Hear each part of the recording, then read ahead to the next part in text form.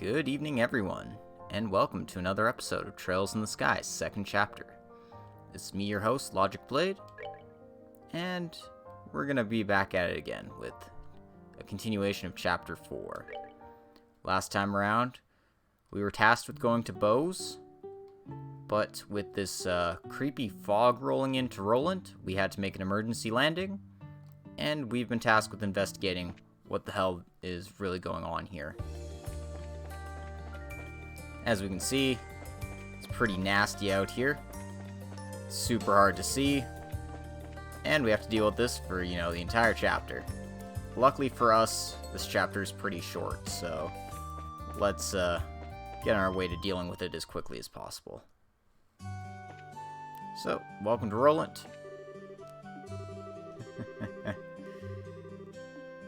It seems like this girl from Bose is taking a shine to working here.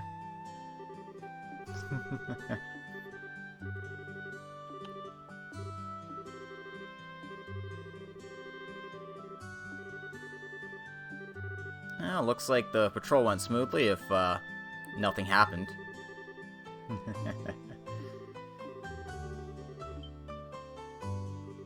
And, Tita wants to get a present for Agate and the rest of the boys.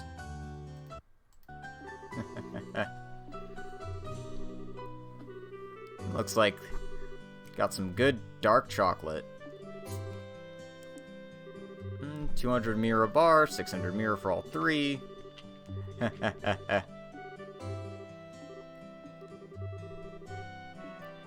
So, we throw in a bit of our own Mira.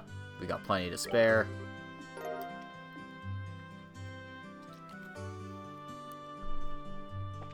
And we're off. So, they're probably chilling at the Bracer Guild unless they're out patrolling still. Well, looks like they're doing alright.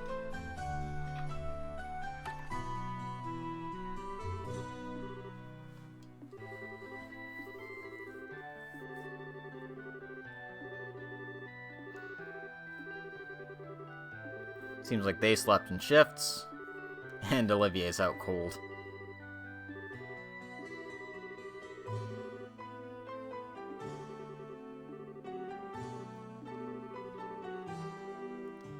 Alright, and nothing happened overnight, so, good news.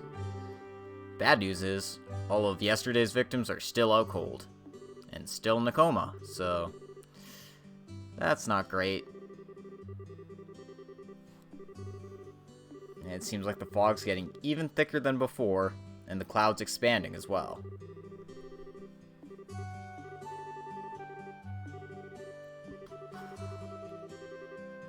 It seems like the Royal Army has agreed to step in and see what they can do to help.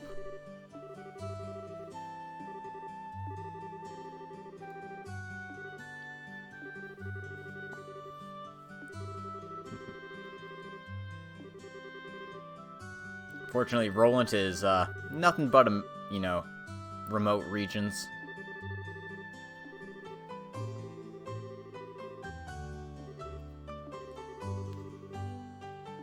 And since everyone's comas are occurring in the fog, it'd be best to keep everyone in a safe city where the army's patrolling, rather than, out in different parts of the country, or, province, whatever.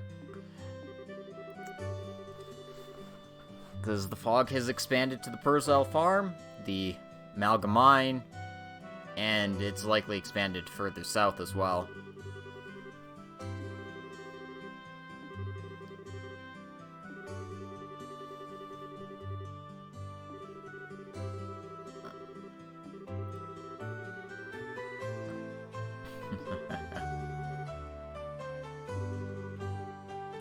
So Estelle wants to go see the farm, while Agateson and Olivier will be heading to the mine. Looks like he's doing alright, all things considered.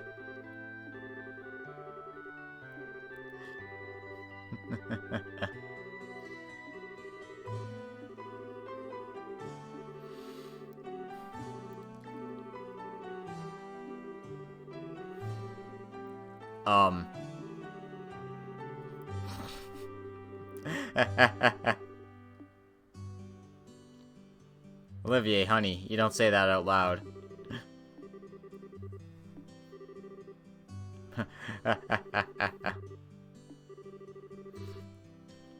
Damn it, Olivier.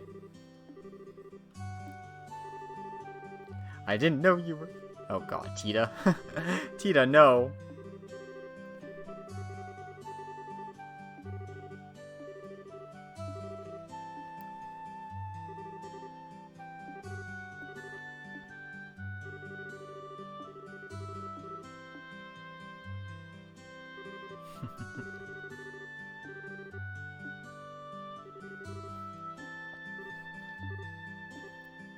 And the scene's optional. It doesn't count for any extra points or anything, but it's just a really sweet thing to do.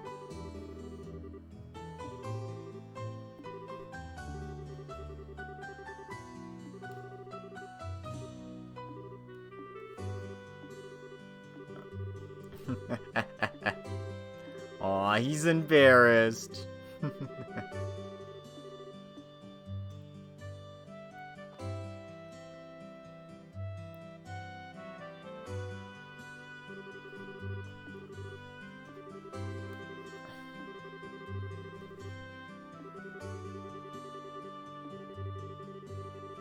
We will be escorting minors, while our other group will be escorting minors.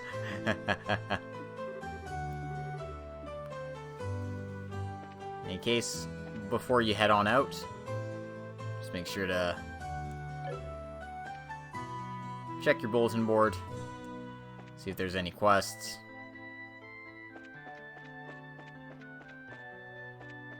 There's not at the moment, but there will be some after you evacuate the bar.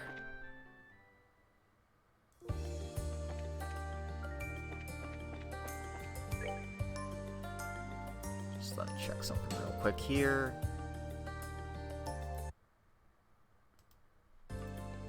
Alright.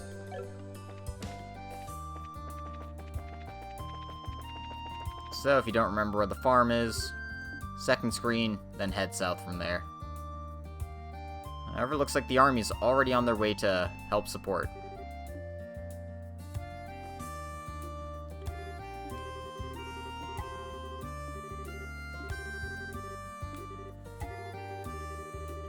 Seems like, wow, they're sending reinforcements all the way from the Hawken Gate, and that's quite a distance.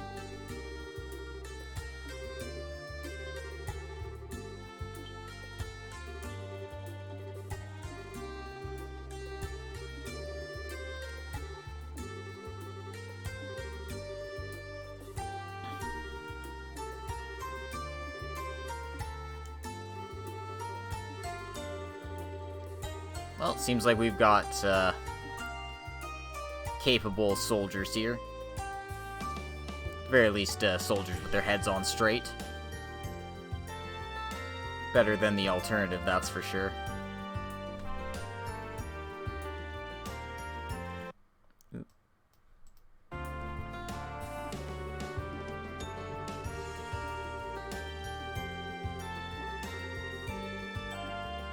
Yeah, so, Cher's right. Brazil Farm's not too far away. Literally just head south from here.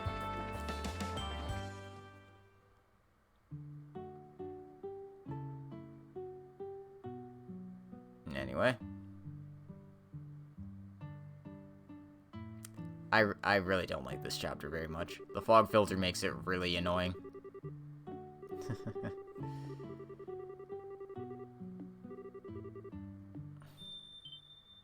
And shit, that's the sound of a bell. We're too late.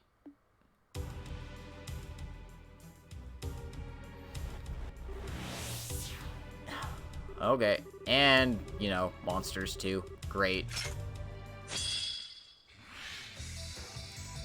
Alright, so these jerks are, very dodgy, and they're vulnerable to earth magic specifically. If you don't have any, you might be in for a bit of a time, but regular spells will work to a degree as well.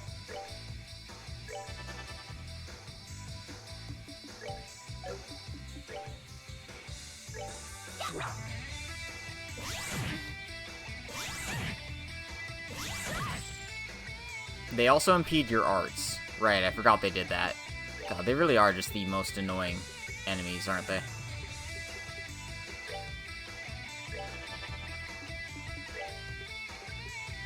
Wow, I don't have Earth Arts on anybody. God, I really need to get my shit together.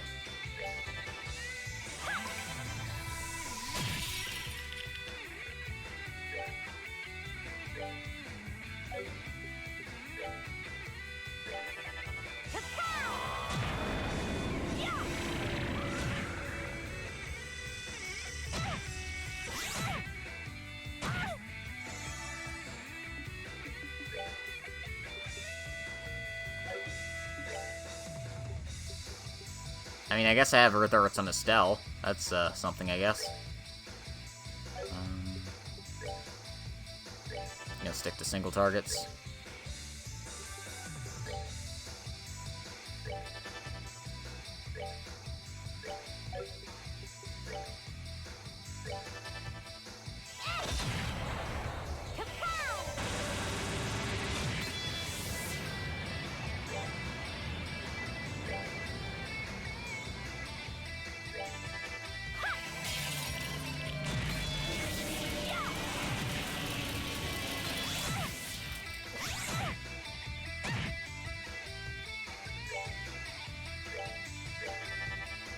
So yeah, just keep on fighting until, you know, work's done.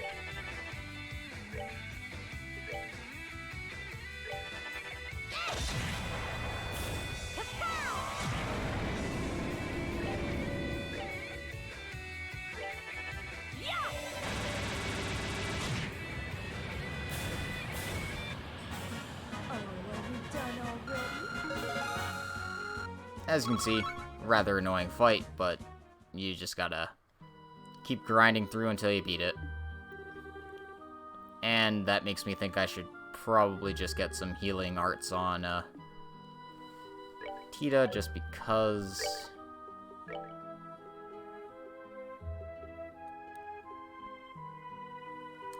Seems a bit better than that right now. Yeah. Let's just switch these up. Okay.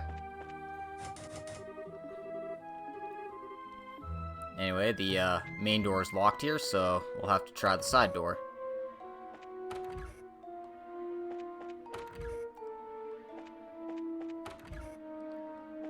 Nobody's in their rooms.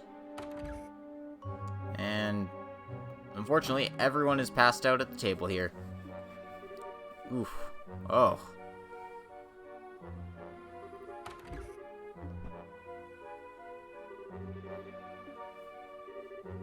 Well, at least they're not dead, but...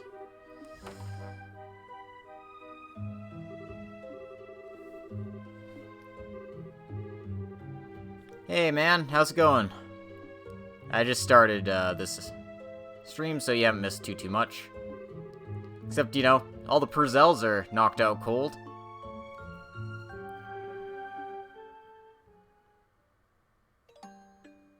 So obviously we're not gonna carry them all the way to the city in this fog.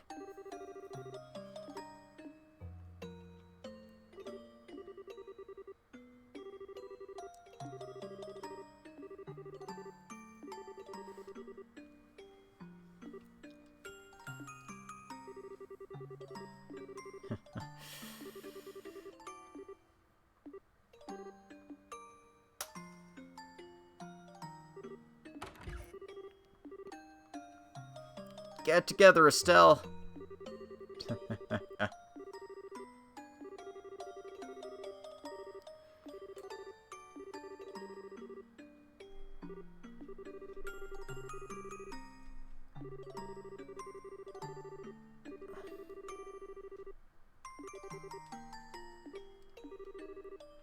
I mean, I don't like this chapter for all the fog and crap. It makes it really annoying.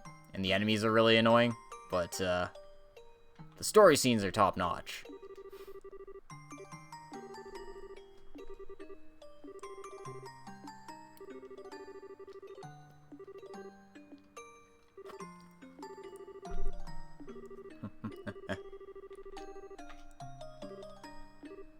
Aww. We haven't quite reached the dream sequence yet. But it's coming. Oh lord, it's coming.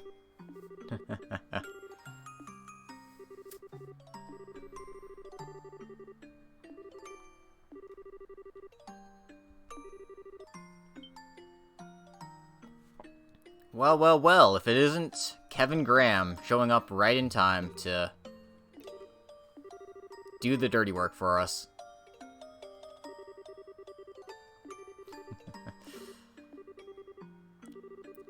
Oh, well, it's pretty simple. I followed you here. Obviously.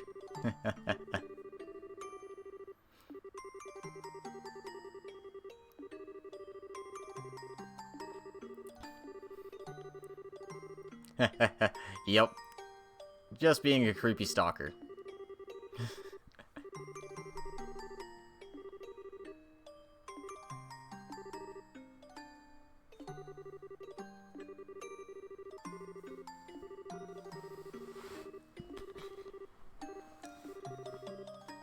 Well, with Kevin looking after them, we should be alright. But we do need to find out where the person is who's responsible for this is hiding.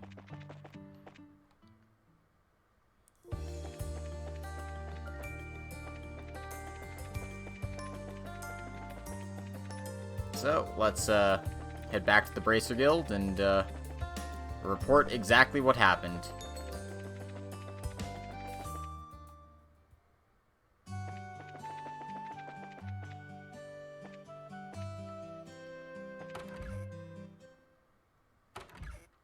It seems like the guys are back from the mine as well.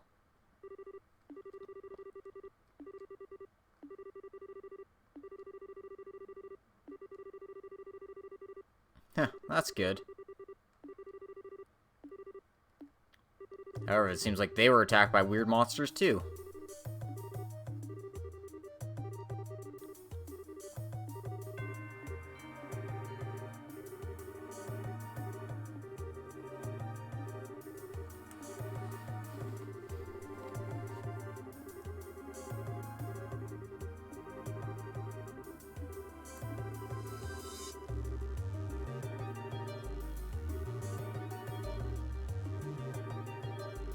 Yeah, that sounds about right.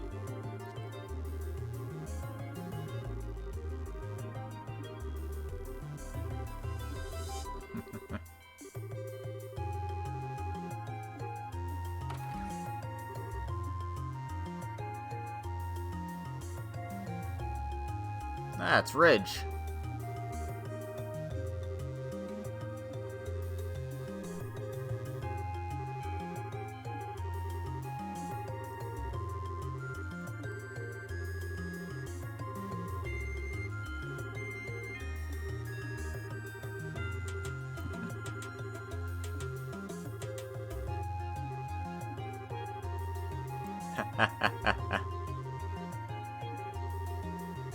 Oh, damn. Sounds like we've stumbled into a really good hint here.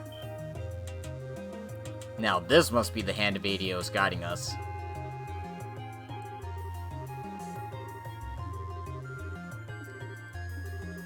Inside the Mistwalled Forest. Great.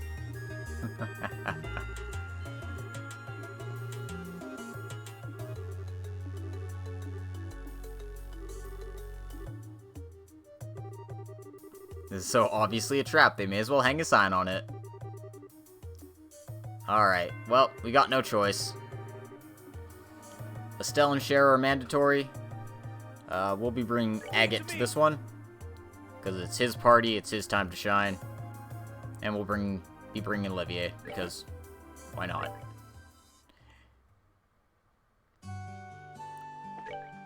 And before you're allowed to go there, 2 new monsters. One of them is hiding up at the Esmelis Tower, the other's back on the Millich Main Road.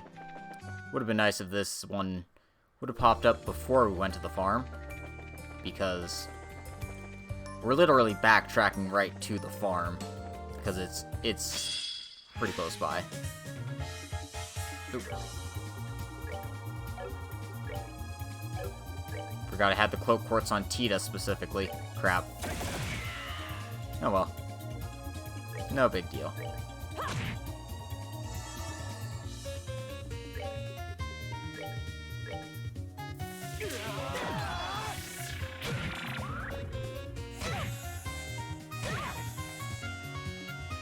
Ooh, dang.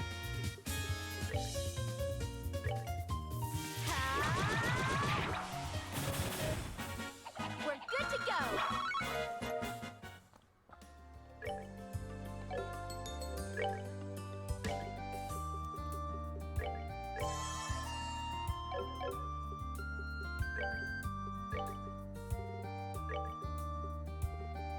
Oh, damn. I don't even have a second one on my person. Lame.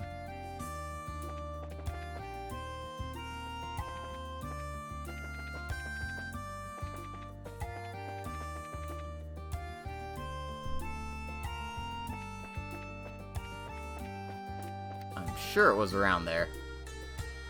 Don't tell me it's not.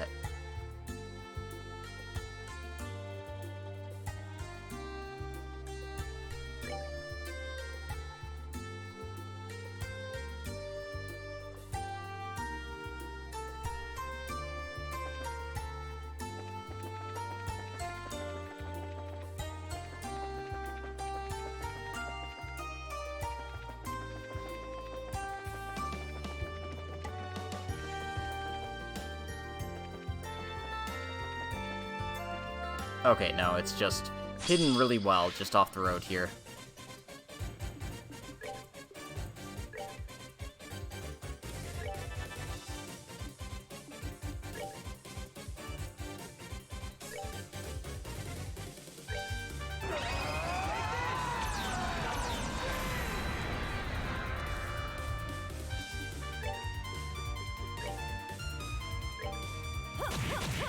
This ought to perk you up.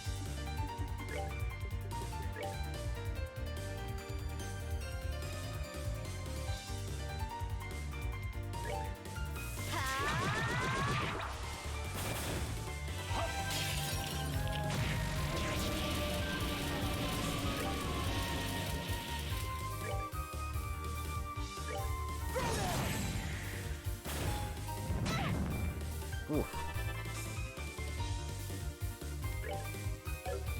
That was actually kind of painful.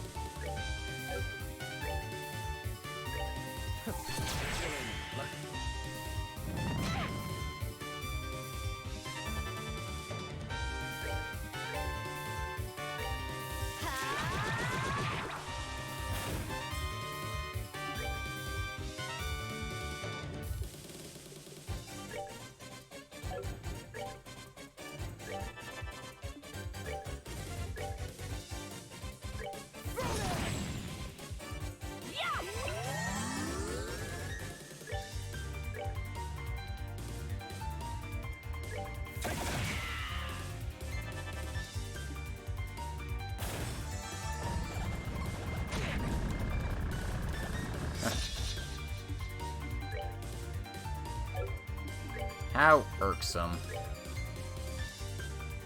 Alright, earth and fire.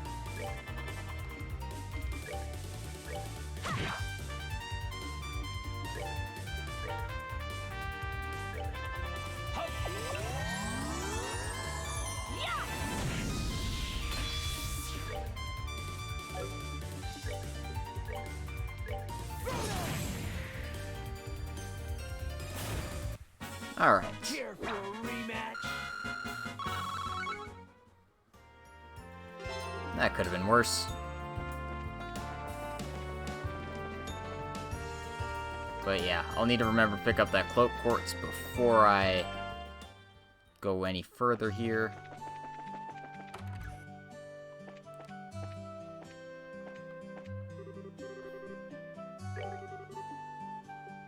Oh, together now.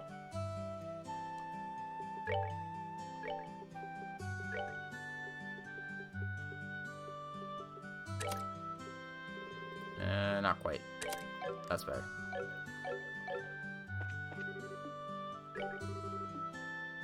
Let's do it. All right, please.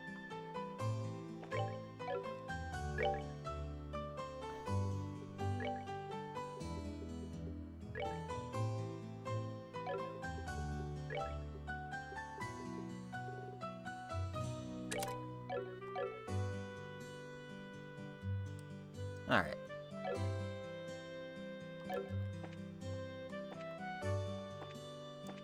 That's about as good as it gets, so... let's just heal up at the hotel before doing anything else.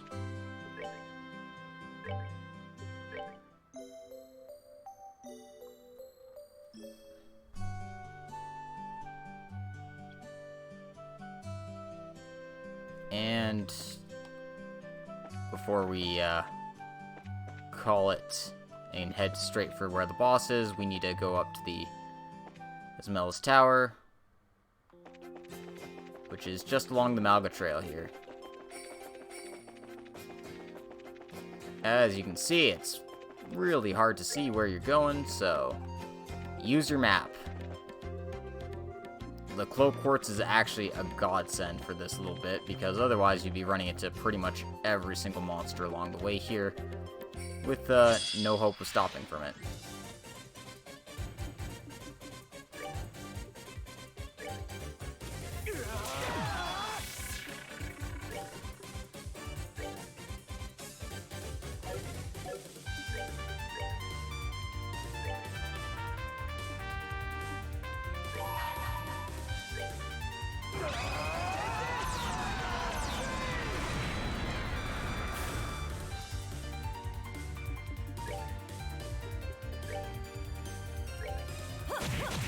This ought to perk you up.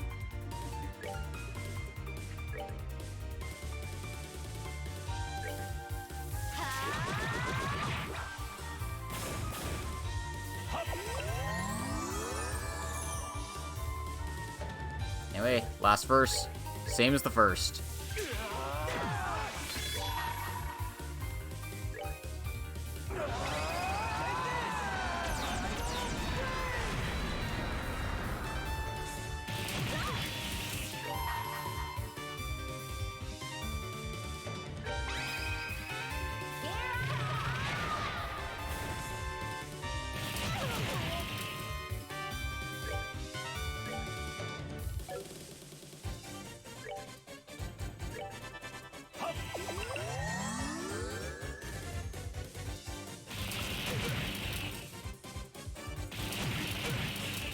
Oof. Yep, those moves are annoying. That's for sure. Especially when they were so close to being dead.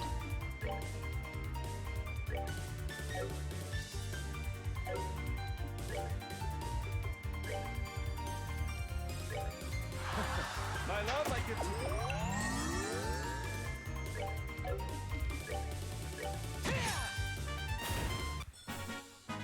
Should have done that. And levels for everyone but Estelle. Seems pretty timely.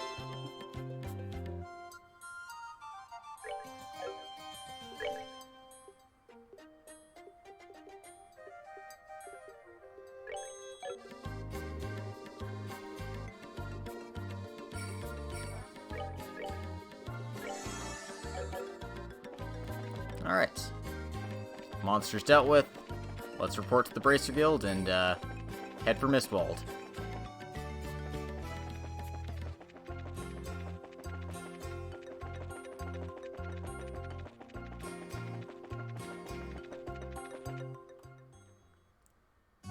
Gotta wonder who this enforcer is. They seem to be relishing in bullying Estelle here. Well, Estelle and Sherazard together.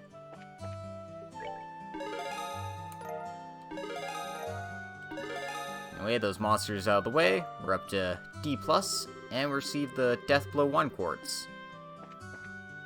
So, you know, a nice little boon before heading off.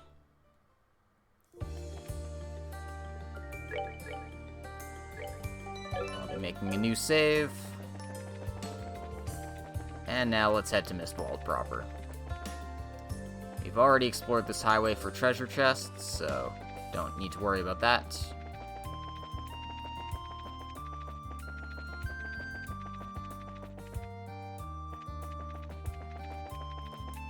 Just make sure to take the turn off to Mistwald here.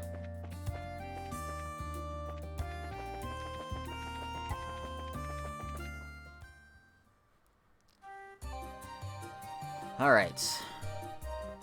Welcome to one of my least favorite dungeons of the game.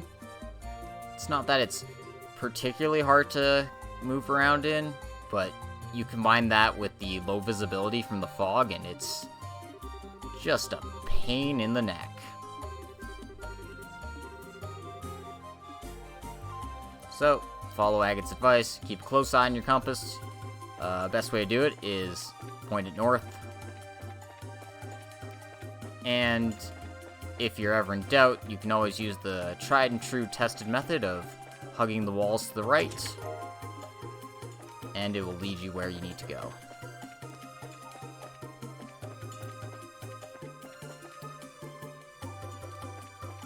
Alright. So you come out here, there's 3 bridges. The left one leads to a dead end and a treasure chest, so make sure to stop by this one first. Get a weapon for Sherazard. Then you want to take the rightmost one. Take the path over here.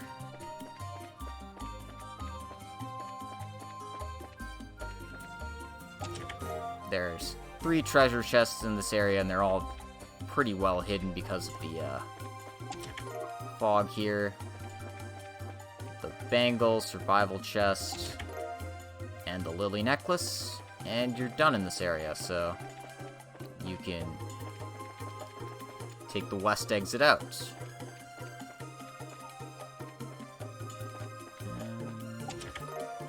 Yeah, chest here.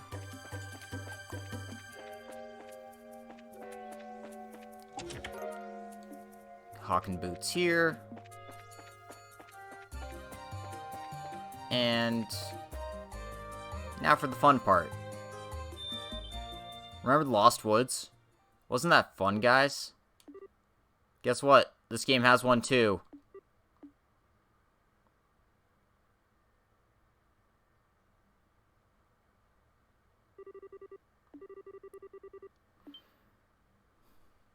So basically, you're in an illusory forest. And if you don't go exactly the right way, you're gonna get lost. Also has a hidden BP requirement. If you can't find the exit by your 20th switch screen, you lose BP, so make sure you navigate the area correctly.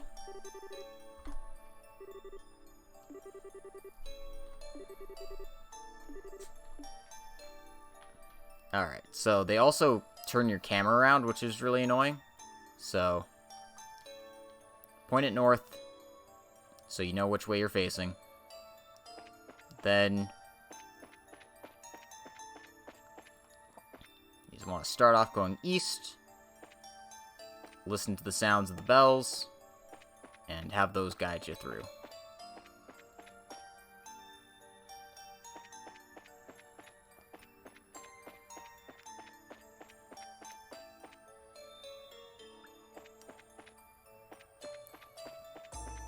Like I said, it's not a very intuitive puzzle. But, when you get along the right track here, you'll start hearing the bell get louder.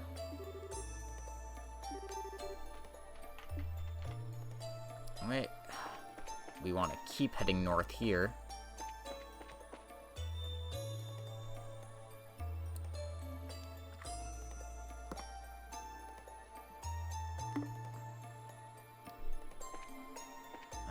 If I did this right, yep. Treasure in the middle here contains a range 1 quartz.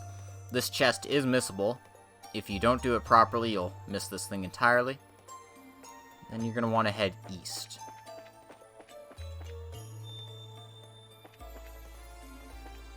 In this room, head north. You can hear that bell getting louder and louder each time. The last place you want to go is to the east here.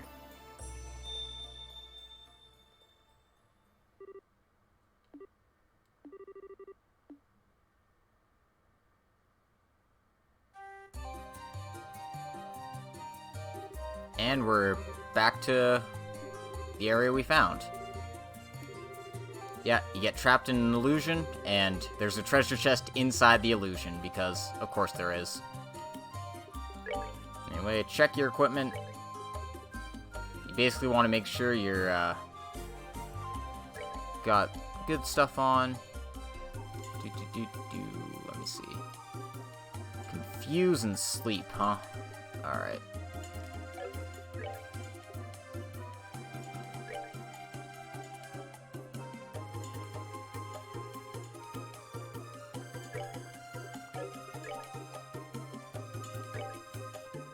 So, get those master beads you got from the one quest, because they're going to be really helpful for this next area, because the monsters you'll be dealing with can cast Confuse and can cast Sleep, and they're really, really annoying.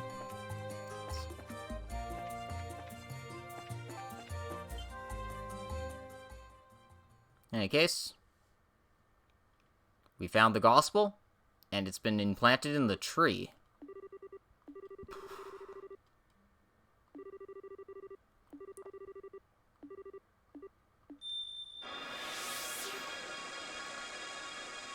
And of course, it won't be that simple.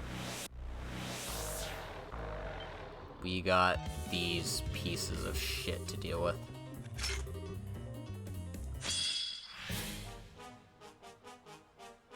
Okay, so they bring their fog buddies, you know, the ones that basically can't be hit by physical attacks.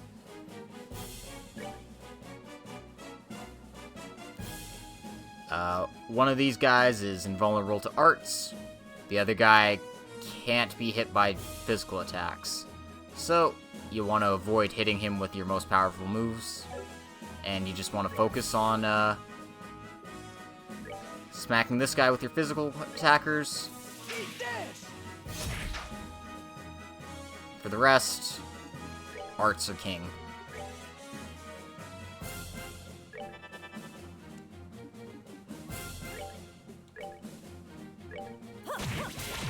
This ought to perk you up.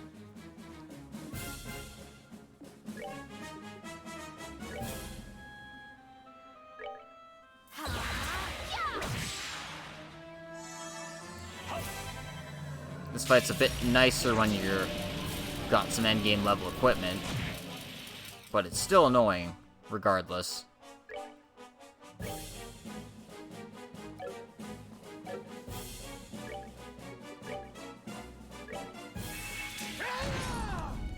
Oh damn, I could actually hit them. Good job, buddy.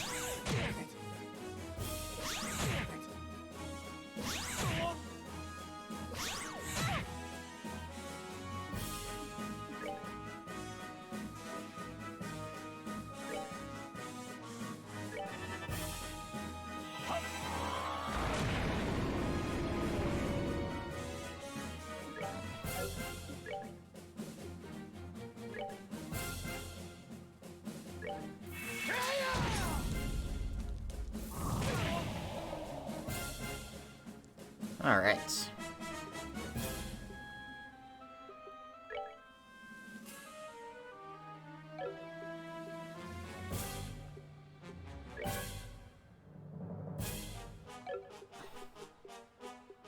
Guess I should be using dark matter for Sherazard here.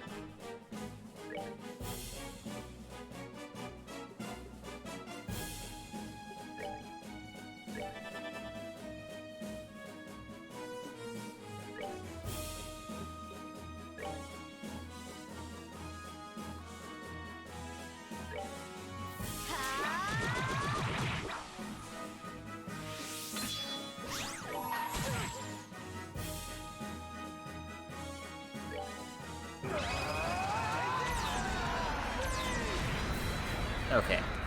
Got the physical ones out of the way. So now it's cast spells until you win, basically.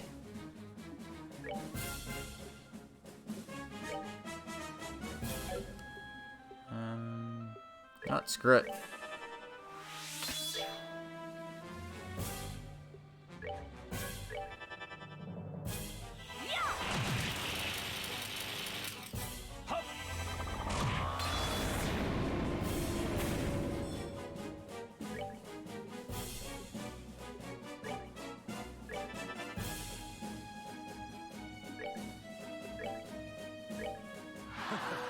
love, I give to you.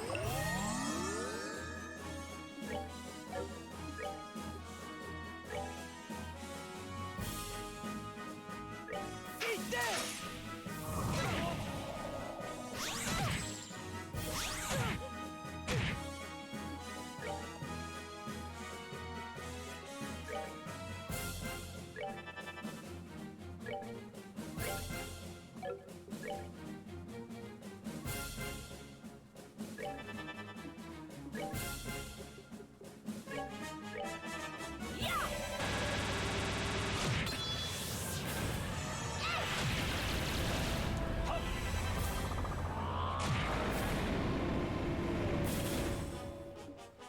Alright. With all of his butt buddies dealt with, now we just have to hit him with our best moves. Ideally, we'd have earth spells or otherwise, but we don't, so make do with what you got.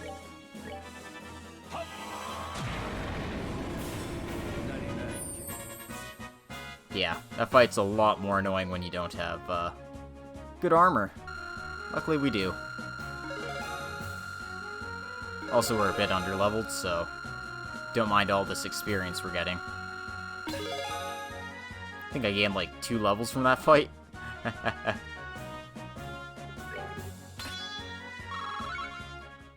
And I got new S-crafts too. Of course I did. Alright, in any case, that's the big boss for Chapter 4. Almost getting murdered by fog. We definitely won't have to fight those again, along with this enforcer.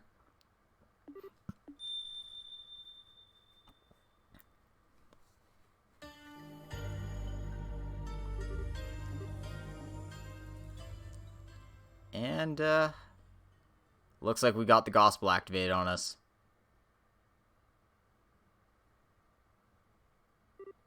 Where the hell are we?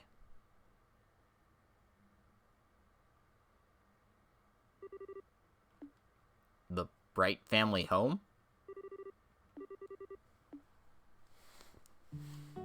Alright then.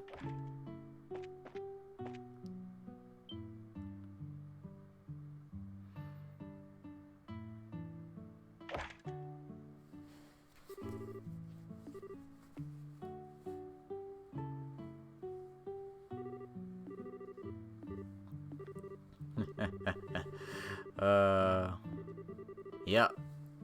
Welcome to a dream sequence.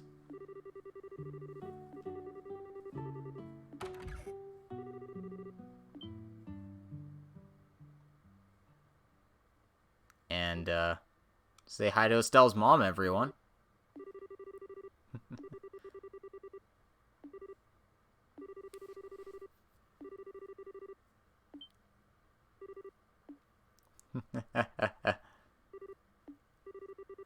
You don't hate Papa, do you? Aww.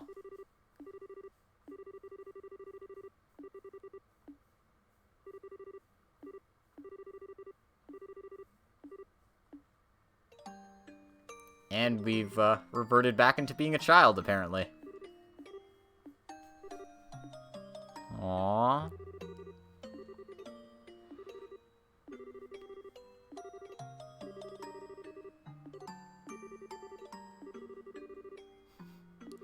Yep. Welcome to pain. Welcome to good, enjoyable, you know, reveling in dreams that aren't real. Aww.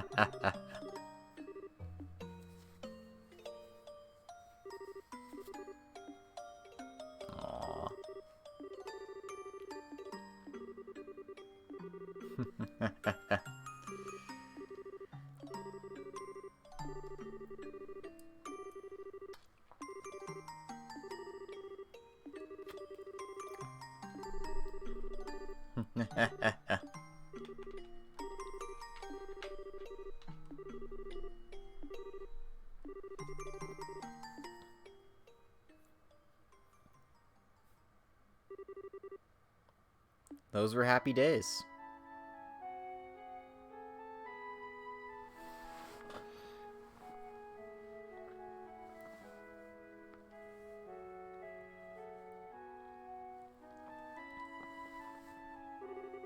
Mornings spent together as a family, whole and complete.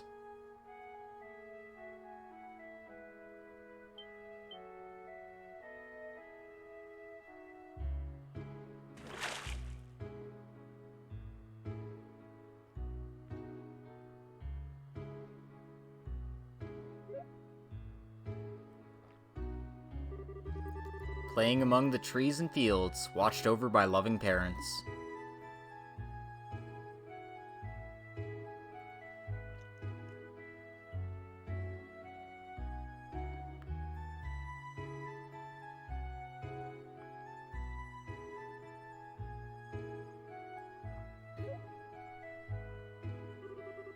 Helping with the chores, only when you wanted to, though.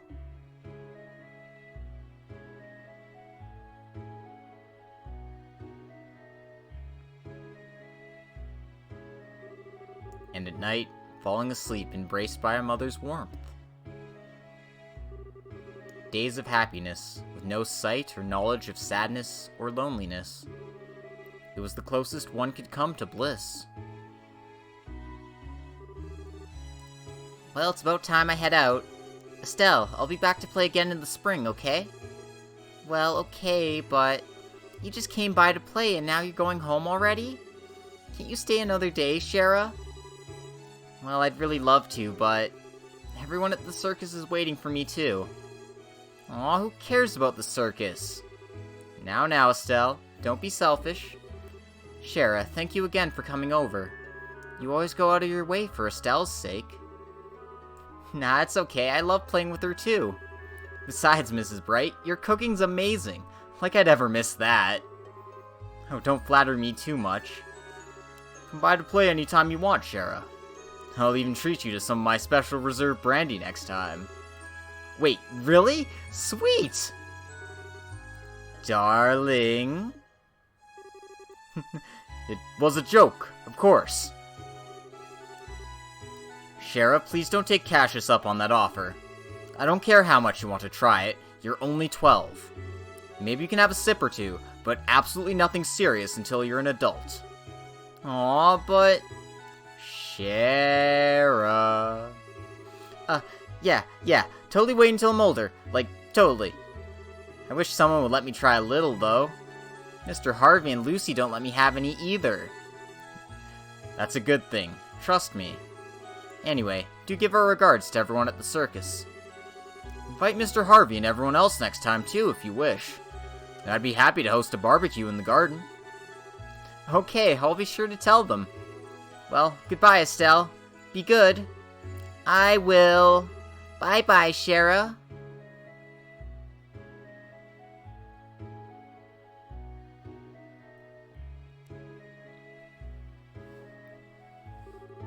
It does feel lonelier somehow whenever she leaves.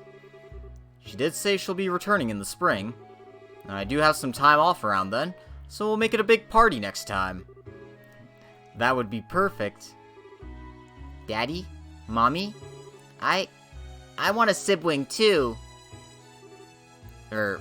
What? Oh, well...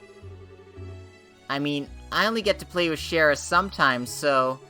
I want a sibling I can always play with. You want, that's quite a request, Estelle. How do I... Oh, so you want a little brother or sister, sweetie? Well, you know, this is one thing we can't promise we can give you. It's up to Adios to decide when people are born. Really? Yes, you see, when the goddess decides to give parents a child, she sends a beautiful bird from the cloud tops carrying the baby. And then, often late at night, the bird delivers the baby to the mama and papa. Oh, I get it. I'll pray really hard to the goddess then. Well, that might help too. But perhaps if you're a very good girl, Estelle, the goddess will send us one as a reward. I'll be the goodest girl ever then. You're amazing at this as always. Darling, don't act like you have no part in this. You'll have some hard work to do after all. Yes, indeed. Well, we could get to work right now if you want. Perhaps later. Right now, I need to get dinner ready. Right. Huh? Well, I'll be in the kitchen. Typo. What are you two going to be up to? What indeed? Estelle, want to go fishing with Papa again? No, I'm okay. I think I just want to play around here for a bit. Well, I suppose I can catch up on a few things in my office. Poor thing, to be shut down by both of the women in his life. Estelle, be careful where you play, alright? Yes, don't play near the pond when you're alone. Okay.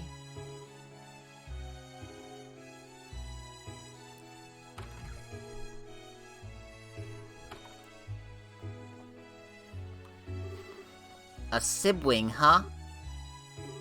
That's funny. My heart feels kinda weird. It's like I forgot something somewhere. Gotta find it. So let's find out what Estelle's lost. Let me see, we had stew yesterday, so tonight we'll have omelets, I think. Really? Yay! Yay, Mama's omelets are the best! Oh, what's this? I didn't know you liked them that much. Mama and Papa like omelets too. I suppose it's one of those things you've inherited, sweetie.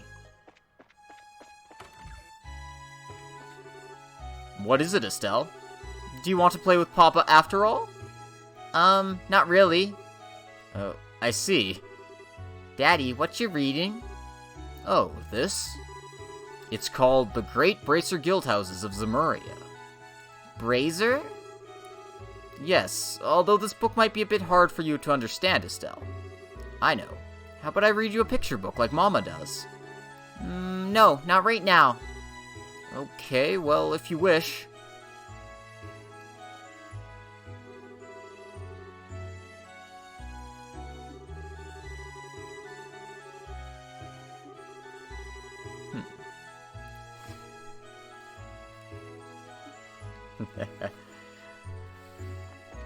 So I guess they only had a Bracer Guildhouse in Gransel before this.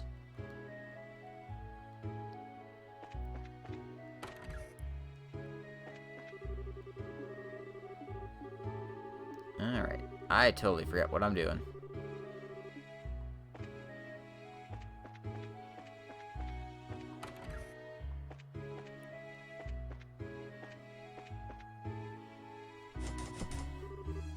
The door is locked. Huh? Was it this room? I don't know. Maybe I should ask Daddy.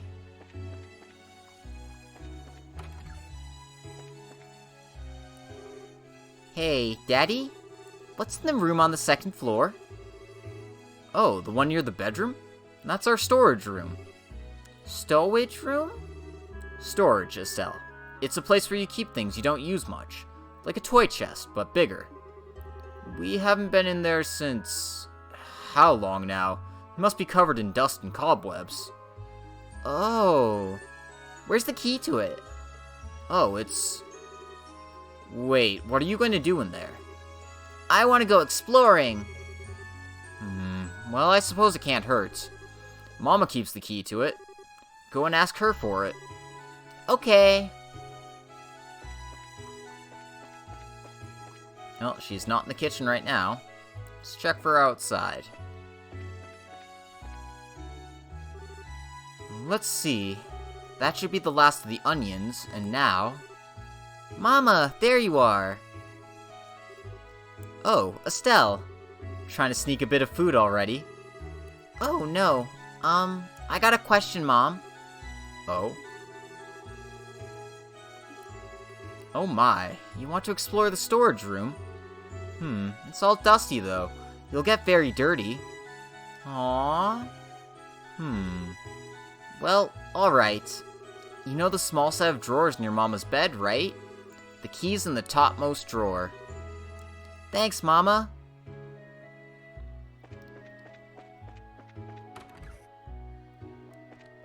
So she means, the bedroom and the study here. So the top drawer... Here it is! Yay!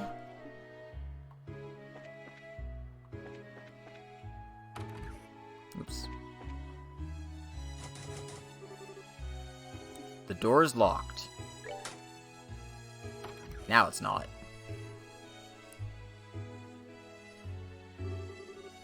Wow, this room has lots of stuff. But...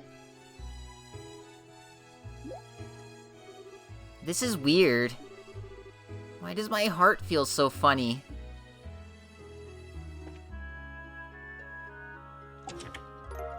Found harmonica. Wow, it's pretty. This is a music thing you blow, right? I'm gonna try playing it. Yeah, you're gonna try playing it.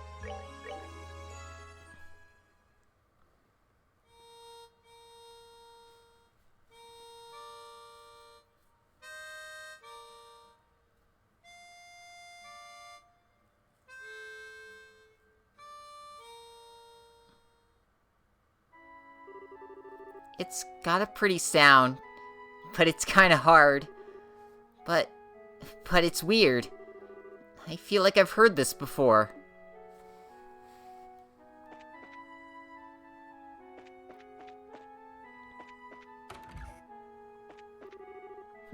What's that, Estelle?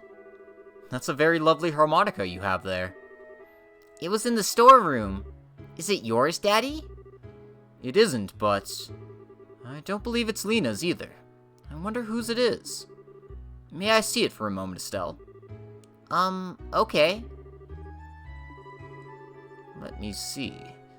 The stamp of Rivelt. Why, this was made in Erebonia. Now I really have no idea whose this might be. Huh? Well, you're the one who found it, so perhaps it's a gift from Adios, Why not try playing it? Okay. Oh my goodness, that's a lovely harmonica. Did you find that in our storage room? Yup. Mama, is it yours?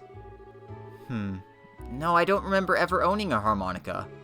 And I don't remember your father ever serenading me with one either. I wonder who it belongs to.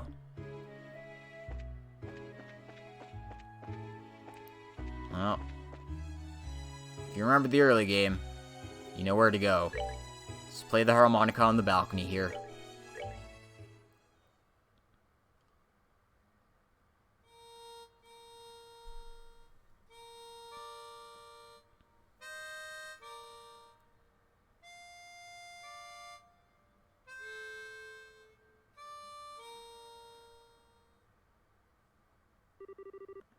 Aw, I can't play it at all. This harmonica thing is hard. It seems like it should be easy, but it's way too hard. Compared to what it takes to use the staff, I think the harmonica is much easier. It's really just a matter of concentration. Huh? Overall, though, it's a great song. Cheerful, yet somehow wistful. I like your other songs too, of course, but this one's my favorite. What's it called again? It was... Where...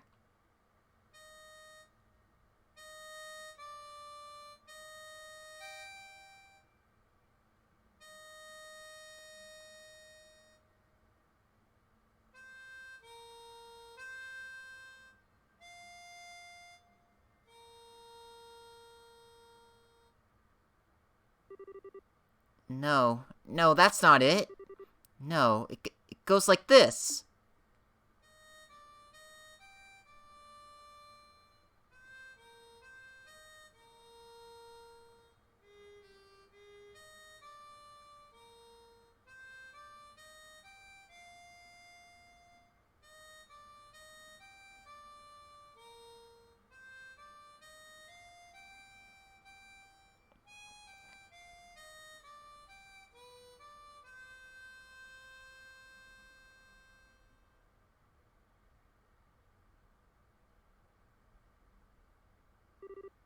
Hey, Joshua? The Whereabouts of Light. I finally played it. Ah, that's such a lovely song. Mom. Well, I'm not really your mother, Estelle. I'm a phantom, I suppose. A memory of the Lena Bright you once knew. As I suspect you've already realized, everything that's happened until now has been a dream. Yeah, I kinda figured. Even if it is a dream, though, you're still my mom, Mom. This was maybe the happiest time of my life. A lot of people feel that way about their childhoods, Estelle. But even so, you're going, aren't you? Yeah. There are people waiting for me, and there's something really important I've got to do, so... I see. Joshua, you said. He sounds like quite a handsome young man. Oh, Mom.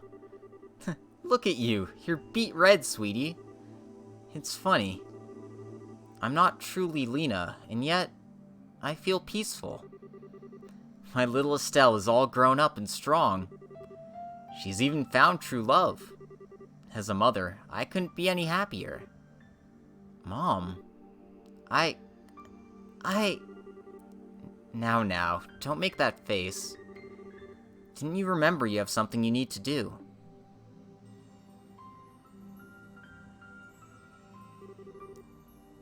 That is the end of the dream. The way back to the waking world. Now, go on with your head held high. Yeah. I kinda wanted to eat your omelet again before the end, though. Really? If you want to have it, you should try making it yourself. Your omelet will probably be just as good as mine, if not better. What do you... Everything you are as a parent, your skills, your dreams, your hopes for their future, you pass down to your children, knowingly or not. Even if you never have a chance to teach them directly, everything you do, every thought and word, they carry with them as long as they live. You carry me with you, Estelle, omelet and all. Mom. Yeah, I guess I do. Mom, I'll be going then. Give my regards to your father, and to Joshua. I will, I promise. Goodbye, Mom. I certainly did. Truly is a gift from Adios. Isn't it? Goodbye, my darling Estelle.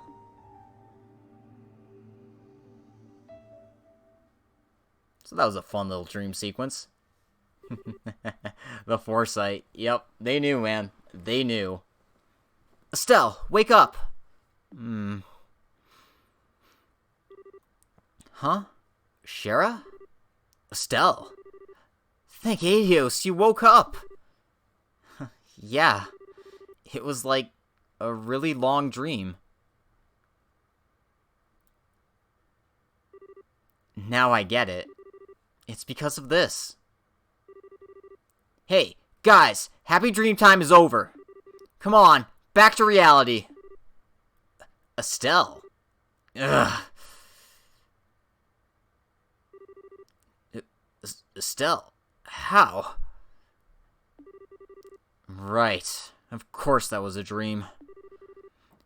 Thank goodness you're awake. You still surprise me sometimes, Estelle. Not only did you wake up on your own, but you woke the others as well. Now then, with that settled. You're there, aren't you? Show yourself, Luciola!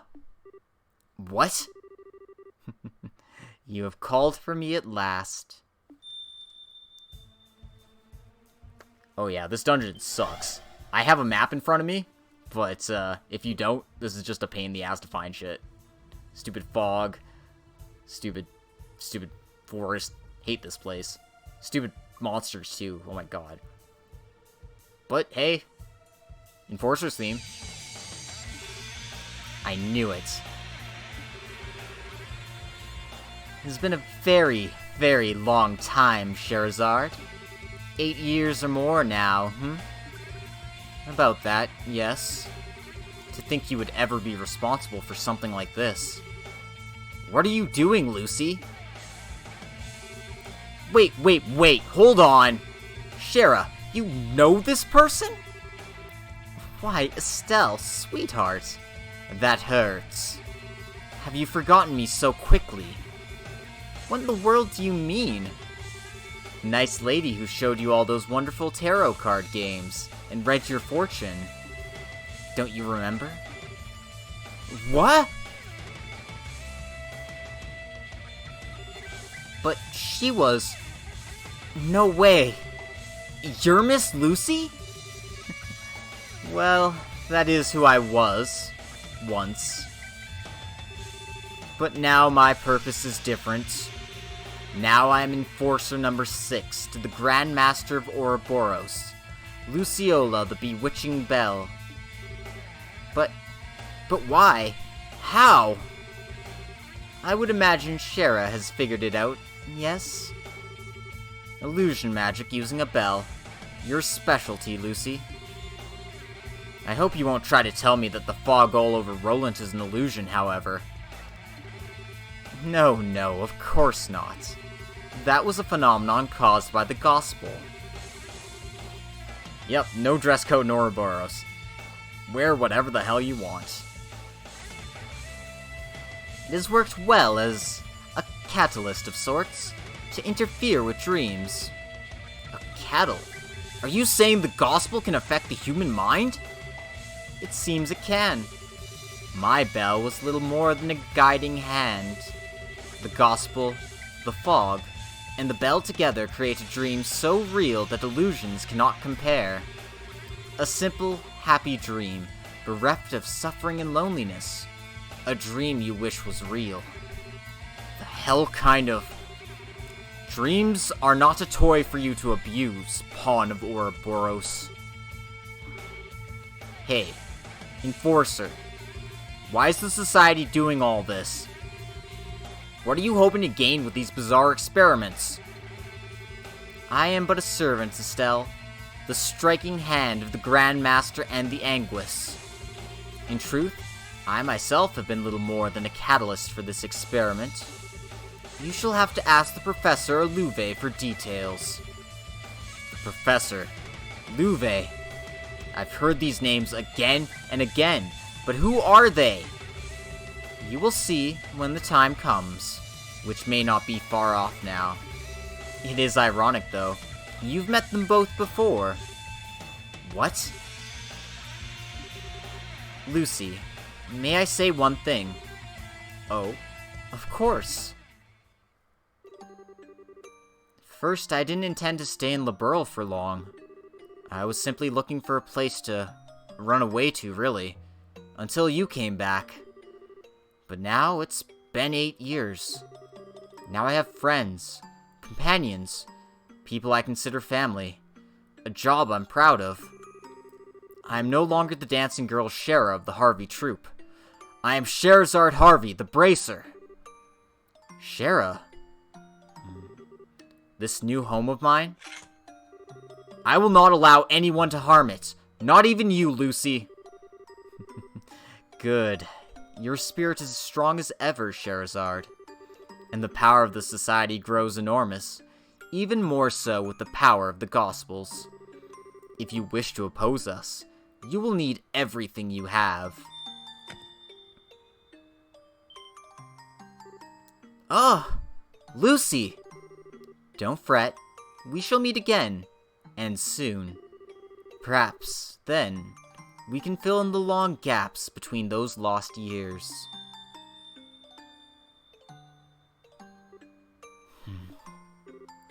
Shara. How maddening. She's gotten away, but we put an end to the trouble. Those slumbering should awaken soon.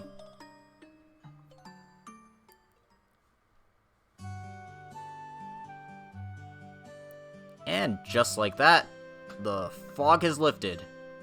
We don't have to deal with this stupid filter anymore. Thank the goddess. She who dwells above has certainly saved us. Huzzah!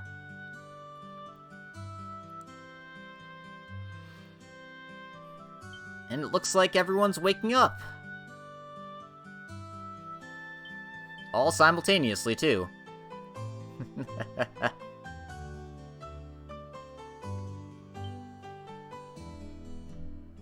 Those must be some really loud eyelids opening up.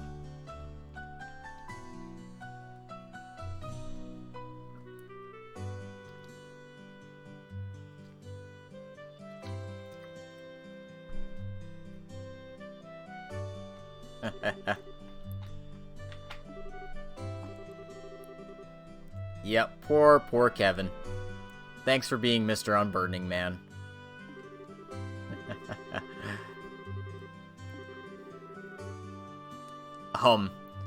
Yeah, they'll put Sharon to debt if you do that.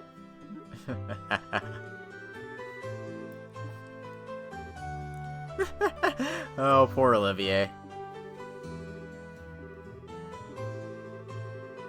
You actually cleared several full jobs, so we get quite a few BP for all this.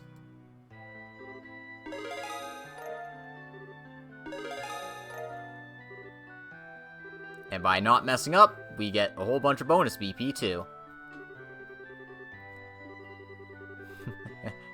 Yep, pure orbal fiction.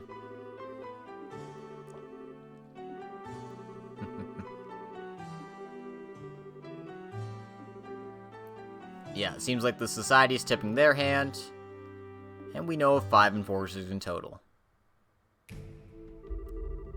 Phantom Thief Blue Blanc, enforcer number 10. Walter the Direwolf, enforcer number 8. Enforcer number 15, Ren, the Angel of Slaughter. Enforcer number 6, Luciola, the Bewitching Belle. And of course Campanella, enforcer number 0.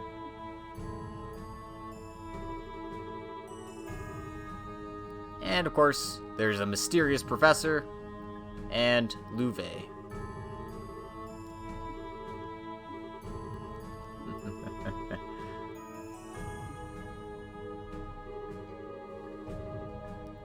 Gets me as this whole mess is supposed to be the work of 7 people. Yeah, Ouroboros is nothing if not competent at what they do.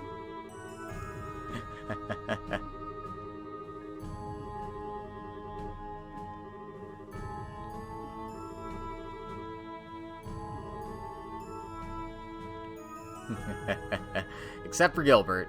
Gilbert's not really... I mean, he's the bottom rung. He's fodder.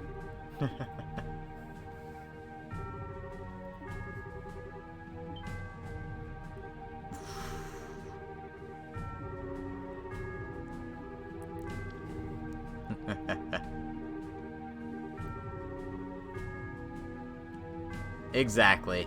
Because sometimes you just need a pack of red shirts. Hell, they even wear red all the time.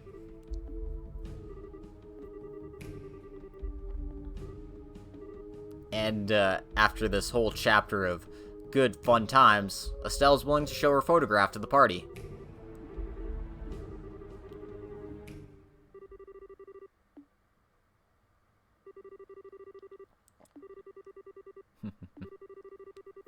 Oh, I recognize the girl on the left. She's one of the Capuas from the tournament. And on the right, it's our favorite buddy, Joshua.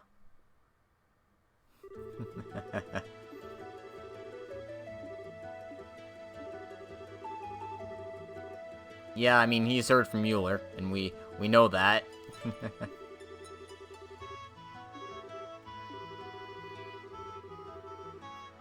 Well, I can't certainly say this is Joshua Bright. No, sir. We'll keep this internal to the guild.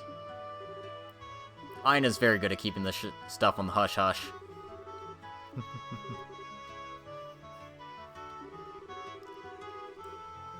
Orbal communications are super powerful.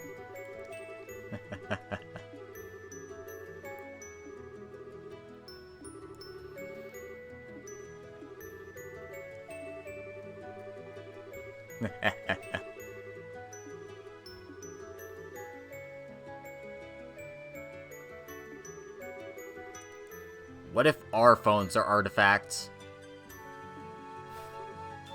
And Zemuria was Earth the entire time? No. Stop it.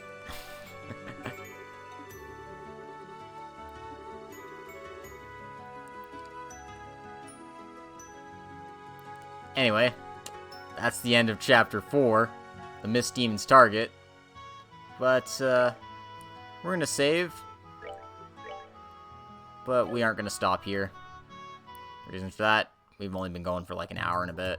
And there's a whole bunch of side quests to do before leaving Roland anyway, so...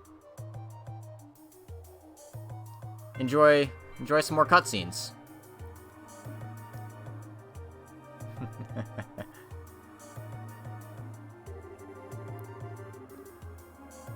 So, you know, we're getting more information on what the hell these towers actually are.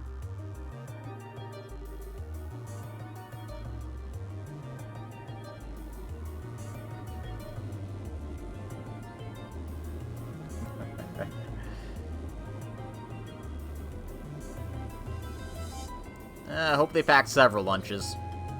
Luckily for them, they've got the finest airships in town to deliver pizza to them. Hi, welcome to Campanella's Pizza Delivery Service.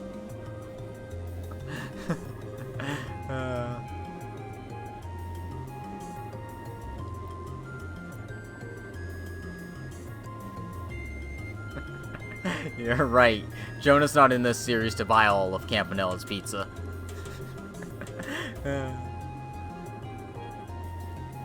I ain't got much to do at this point.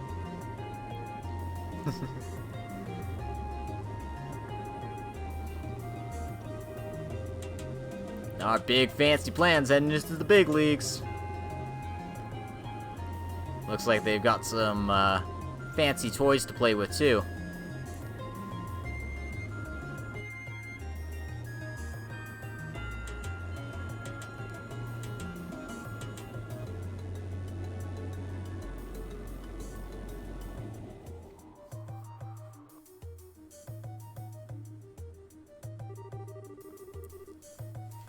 And apparently they're gonna take on a legend.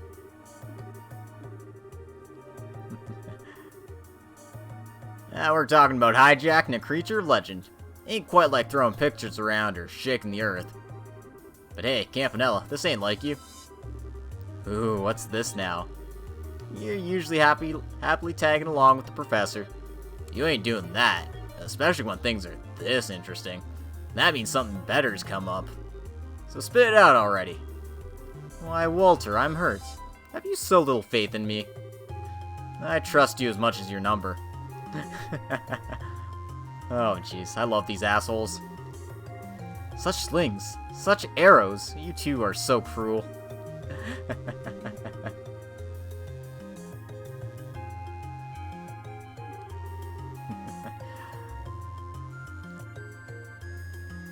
Well, we've had a dragon, we've had a wolf, we had some cat-like thing, we had whatever the hell Argris was.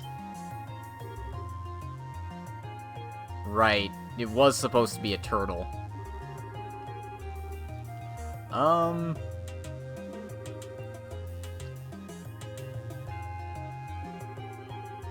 Honestly, I have no idea.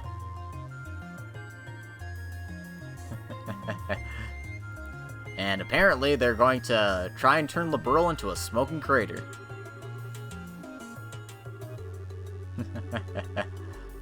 That doesn't sound like fun.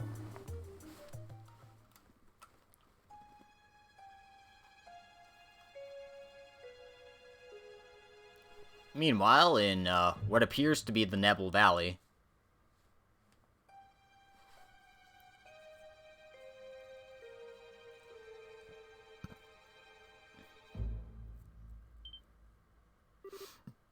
this is... Yes, I thought it would be here. Behold, Louve. A majestic thing, is it not? Are you really going to perform an experiment on something like this? I understand your apprehension. Without this data, however, we have no hope of completing the beta. We must know. Whew.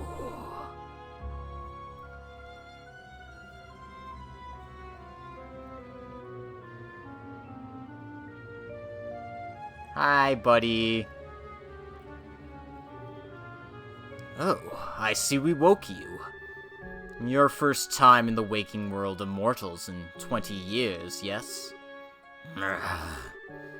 This is the first time we've met. Allow me to introduce myself. You may call me George Wiseman. I am one of the Anguis, caretaker of Ouroboros.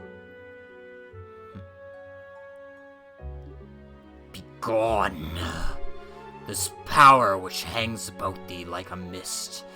Familiar it be somehow, but thy eyes betray thy purpose.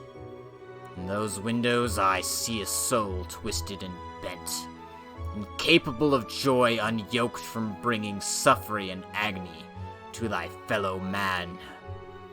Well, well, such compliments. But I'm afraid I must deny your request. I won't be going anywhere. After all, we've business regarding the treasure of Adios. What? Show him, Louve.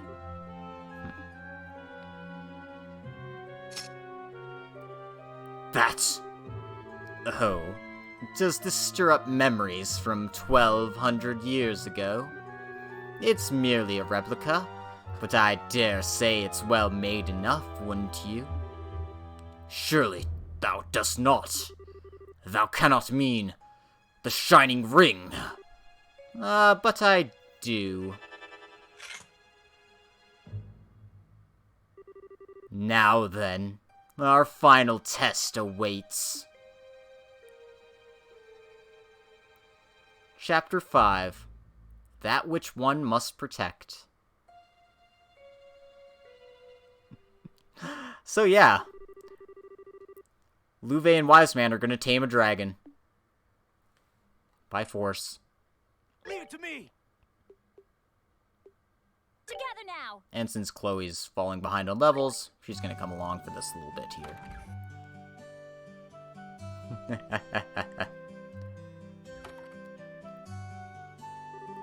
Just gotta stick a giant orb in his forehead. It's fine, guys. That's how you train your dragon. Like we've been planning for a million years now. Let's go to Bose.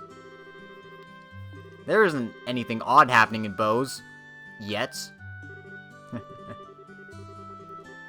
But yeah, Cher basically says, make sure to check the guild before you, run off. Especially since we have a few quests on the go as well. There's a nostalgic recipe quest to do. Drink your liquor, not be drunk by it. Anton's got a quest for us. And the Mine Chief also has a quest for us, so, we've got quite a few things to do. First things first, though. Mistwald? We're going back there. Because the game was kind enough to put a fishing spot in an area you can't actually fish at for the end of the chapter. Oh. God damn it. I keep forgetting who I have the cloak quartz on. You know what? I'm putting it on Estelle. I'm putting it on Estelle. I'm going back to town and I'm putting it on Estelle after this.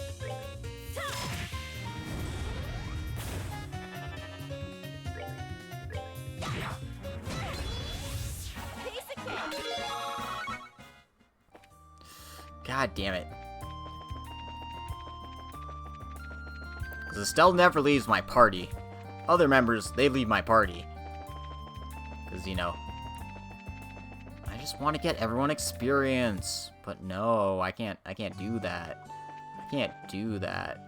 I gotta go.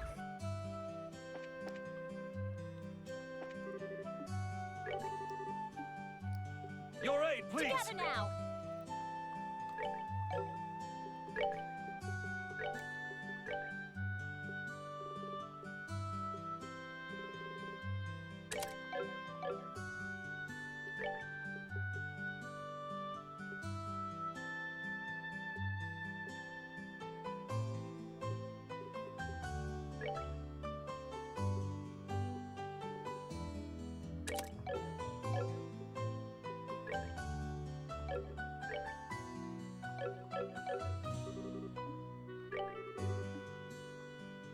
it to me! Together now! Alright. Detour 1 out of the way. Now let's go all the way back to Mistwald again. Making sure my cloak quartz is actually on.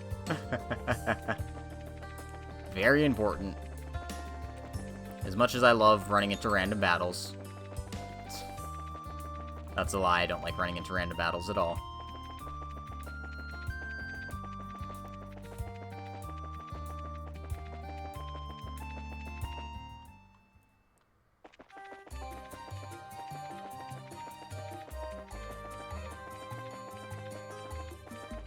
Anyway, this place is a bit easier to navigate now that the fog is not there.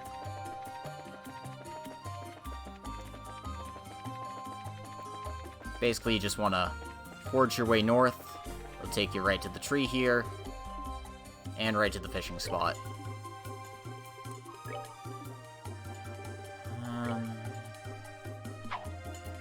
And hopefully we can catch a fish fairly quickly here.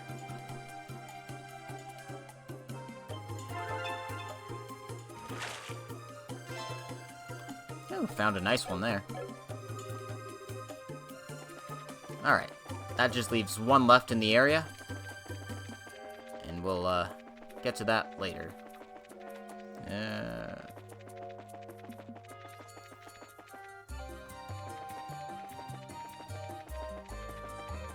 don't remember if the quest has us going to the sewer or not, but, the last fishing spot's in the sewer.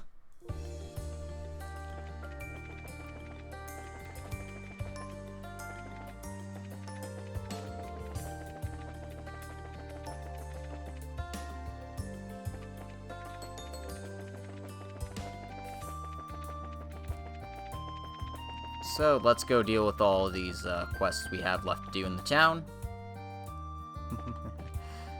Yeah, Lucy left the Cloud Ponies behind because, you know, who the hell needs Cloud Ponies once you've dropped them off there? And it seems like Kitty's decided to stay at the general goods store here.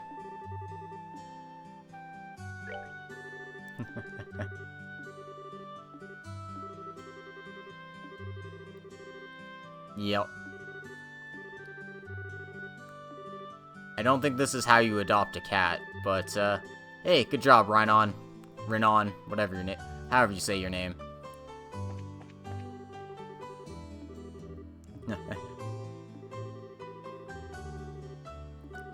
And Bloom's just like, that's right, I just hooked up my son. As it turns out, all grandparents are like Osborne in this series.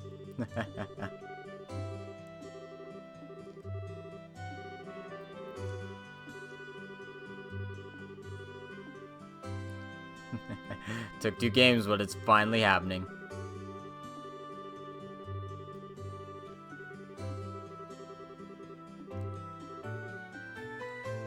So it seems like all the people in the town are back to their usual pace.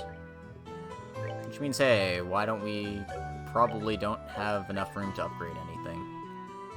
I could upgrade a slot for Shara.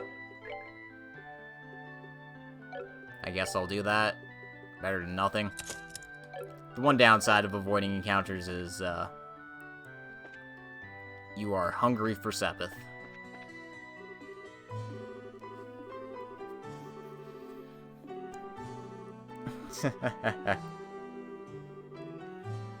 He was gonna be the best bracer ever, and he was doing so much awesome stuff.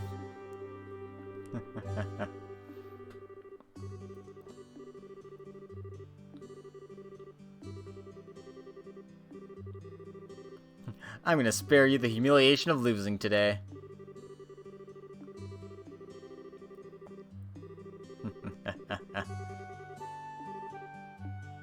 Estelle, are you beating kids until they need a stretcher? Do we need to have an intervention? Estelle, he's 5. He's a baby. Come on.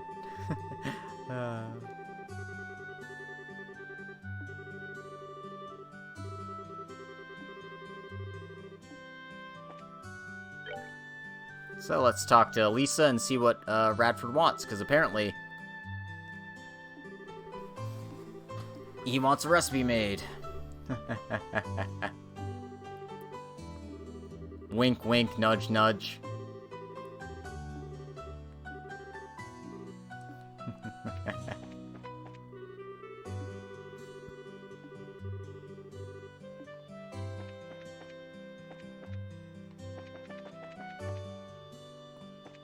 Yeah, so push those guys out of the way. Talk to the chef.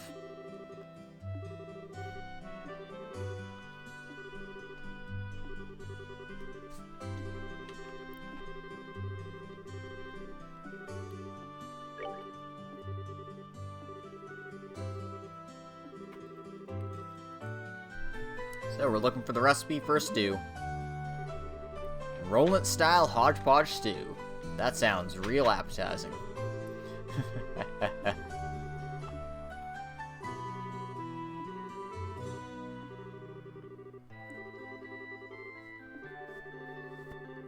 So let's ask some old folks who know about cooking.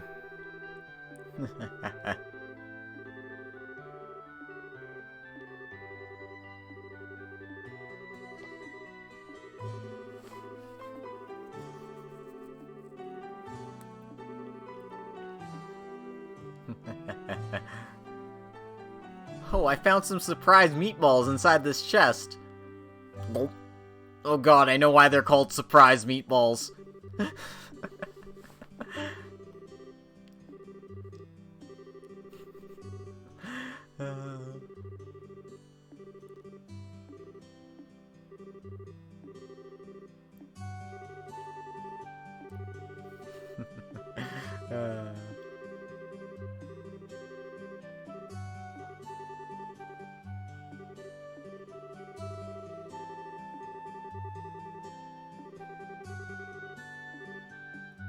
Alrighty then.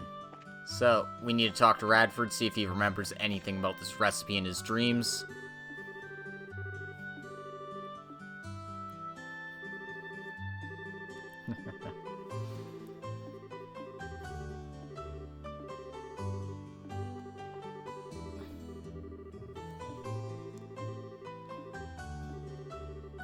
Can you really taste our success?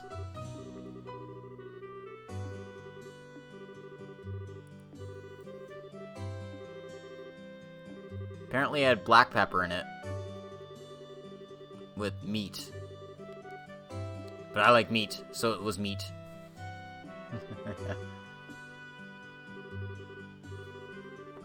And apparently some kind of herbs.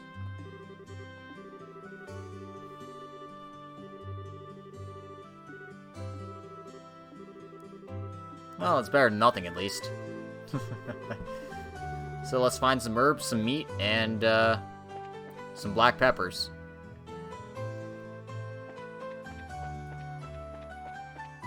So our next stop is to talk to some old people. Luckily, we know a few of them in the city.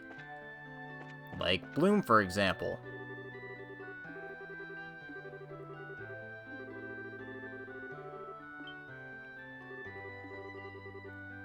Apparently, it used to be a very popular recipe, so that sounds good.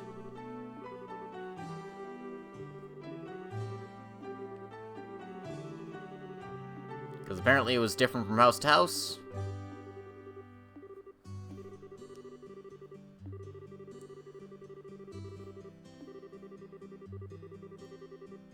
We might as well take it.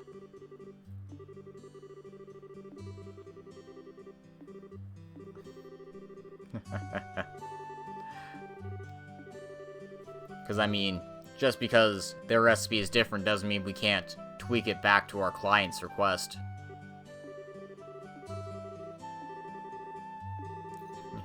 In case you forgot, she's kind of old.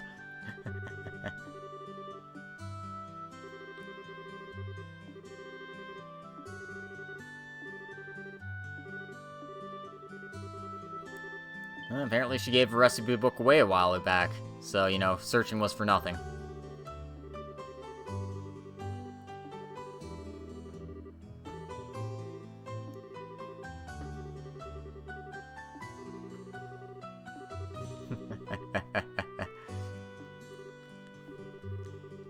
He might not be as sharp, but his blade certainly is. And besides, he has Tita to think for him now.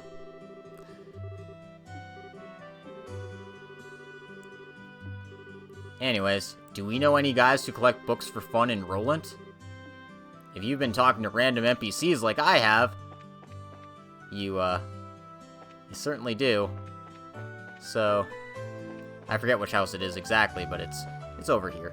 Let's talk to Claire first.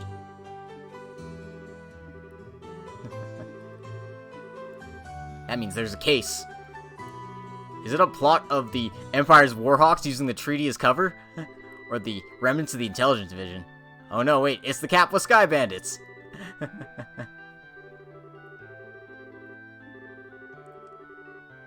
think a certain Mr. Burns should fear for his job when she gets older. I can't wait until Claire becomes, you know, the ace reporter we all know she can be.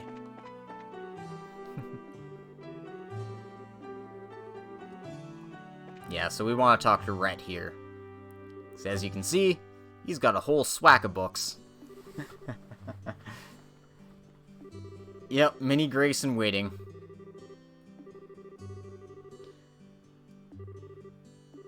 Gotta love these random NPCs with their, with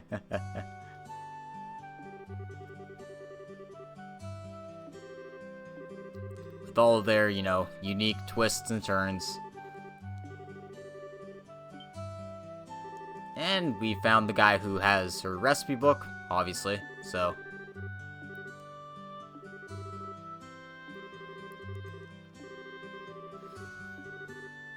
Let's take a look through his books, because he has no idea where it is.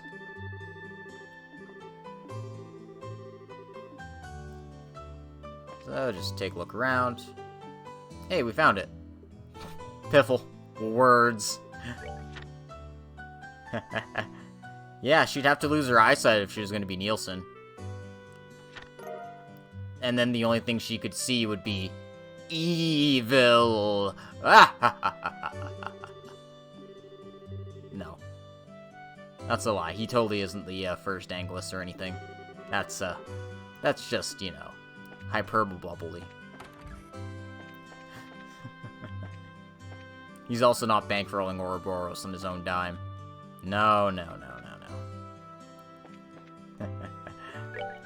Anyway.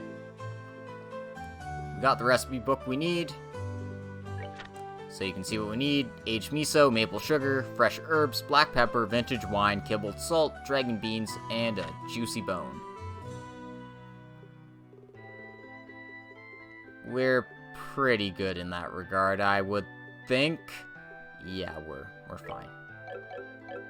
But in case for some reason you didn't have any juicy bones, you can stop in by the sewer and check that out. But we're good, so let's go.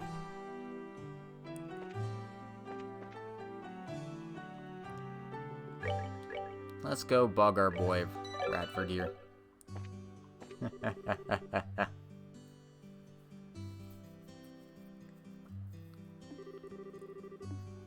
Or sorry, let's go talk to Denzel, because we've actually got a recipe book for him.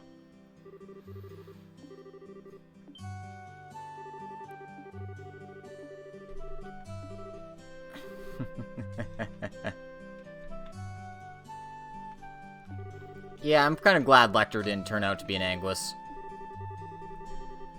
Not that what he actually was much better, but at least he wasn't an Anglus.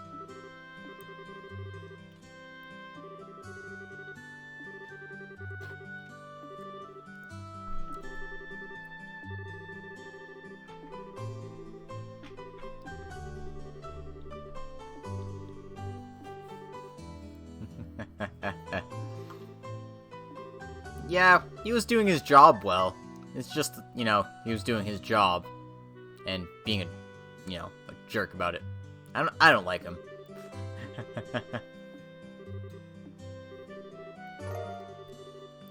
So, we obviously have all the ingredients, so just pass it on.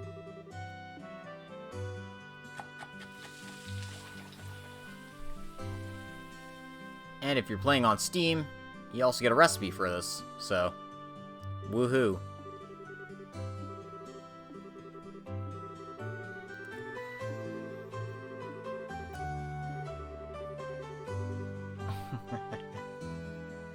Yeah, he totally helps us out so many times. And you know, it's not the reason we're in trouble so many times in the first place. Nah, that couldn't be it.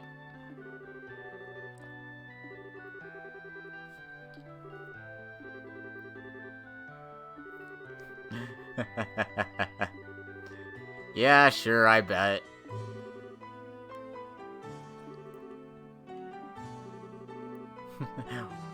Oh, jeez.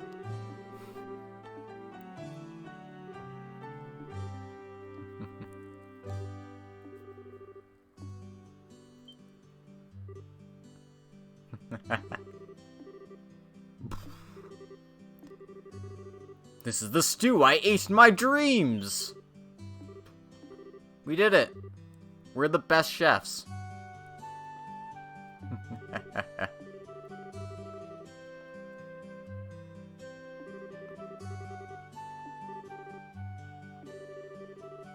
All part of Osborne's master plan, I'm sure. That kid winning the art contest grew up to be a painter, spreading lies about the Empire's noble alliance. No, I'm just making shit up.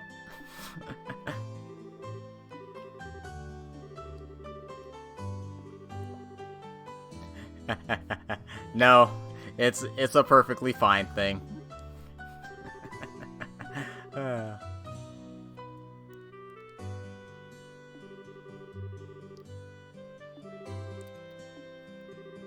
The beauty of youth. Even that angel of a girl is now a dried apricot. Who you calling a dried apricot, you old fart? I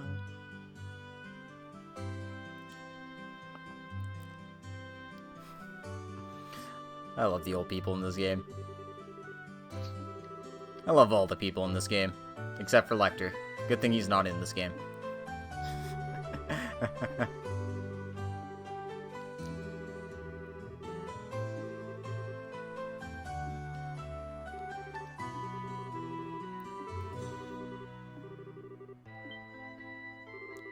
Soon enough. Yep, only a matter of time. Time is a cruel master indeed. Oh, jeez.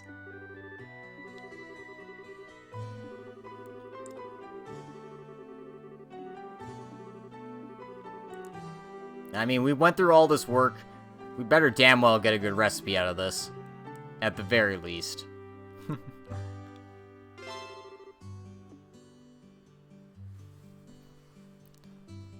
Alright. So, our next quest is going to take us up to the clock tower where Anton is hiding.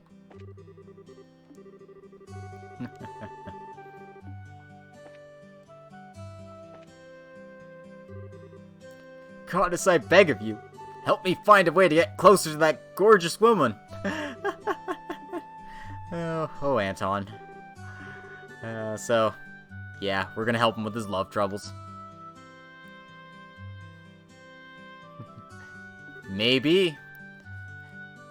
Or what if Denzel was one of the Anguis all along? What if Denzel was the Grandmaster? No. I'm gonna stop. We all know Dorothy's the Grandmaster, I'm sorry.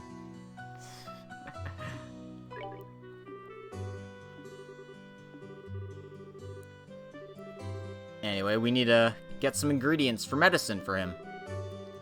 Some monster carapace, some savory pinions, prickly seeds, and a pearl glass. The hardest one to get here is the pearl glass, because you have to fish it up. But, we just fished one up before we left. Because it was just in Mistwald there. Freshwater rivers with plenty of plant life. So yeah, you'll fish it up in the Mistwald, but you can also get it in the Millich Main Road as well, if you're so lucky.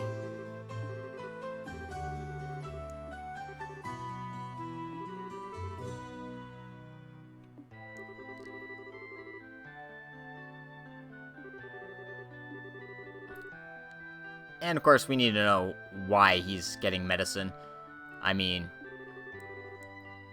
if it causes undue harm to citizens, it's not gonna help. It's not gonna be good for us.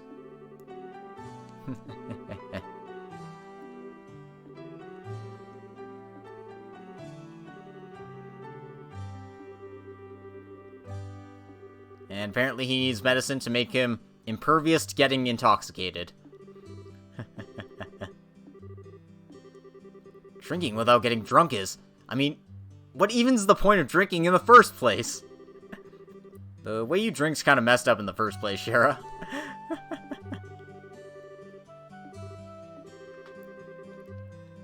And... yep, seems like Anton's been roped into a drinking party. And, of course, considering who he's thinking about, yeah, he's gonna need all the help he can get. Trying to cheat your way out of a good buzz is an insult to responsible drinkers everywhere. Responsible my ass, Shara.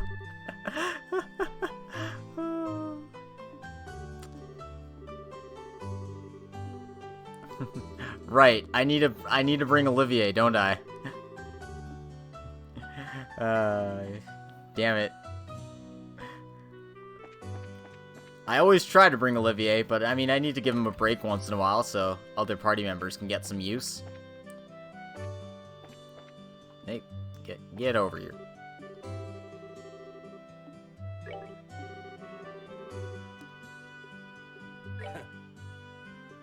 Oh, okay. And you know what? Right. Zin probably enjoys a good drink. Let's see what he has to say about all this. Alright, I think we have all the ingredients on hand. I'm pretty sure.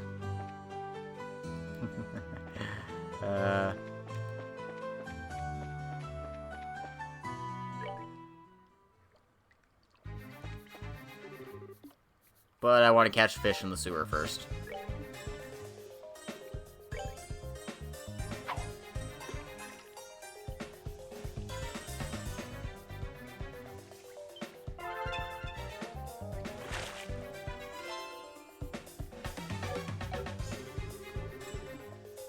We'll be back here later, so don't need to worry about exploring that in detail.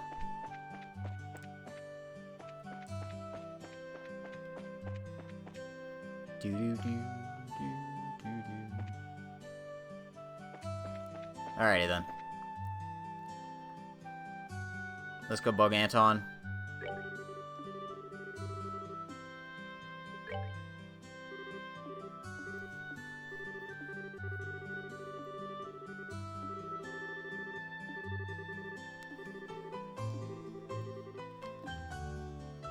Let's go make this. I kind of get the sentiment, but this is just weird. How could we refuse an invitation to bask in his glory? Oh no.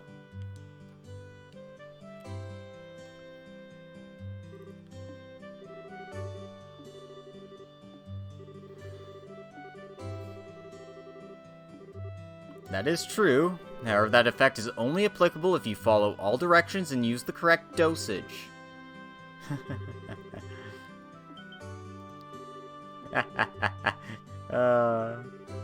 Yes, he certainly did say Aina.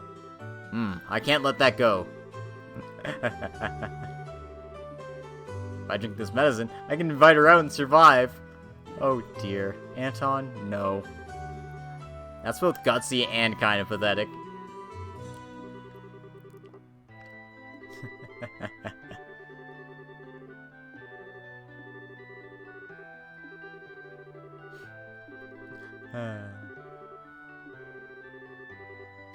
Once she hears there's drinking involved, I'm sure she'll show up.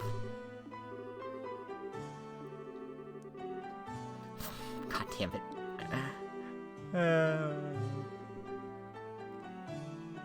Yep. You get a field full of Antons, I think you could power the world.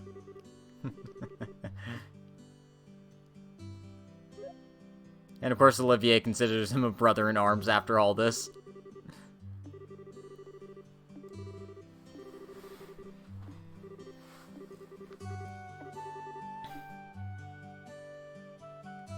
So, we immediately hop to the bar here. Let's get Anton drunk.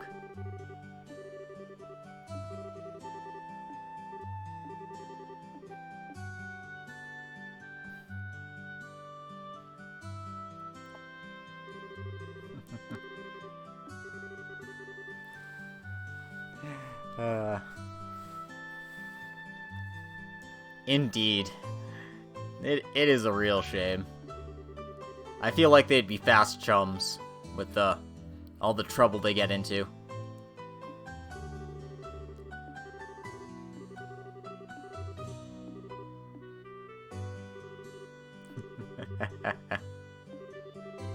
Well, it is kind of a consultation, but only kind of.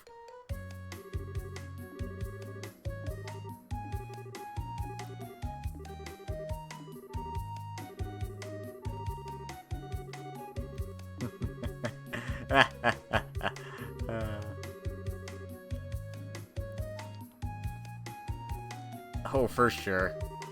They would truly become the best of friends. So you're from Liberl, are you? Yep, always looking after this idiot. I feel your pain, brother.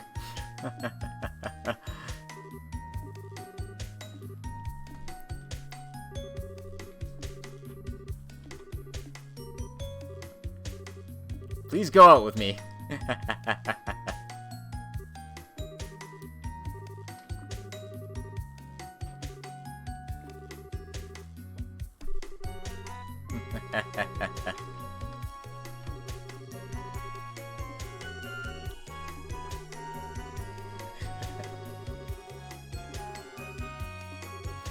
Oh god. Yeah, I remember this quest, and every time it just makes me say, oh god.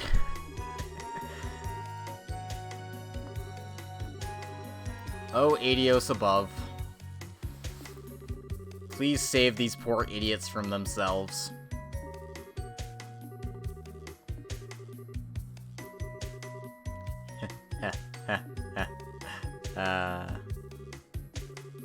I will serve as referee, and I will also be drinking you both under the table.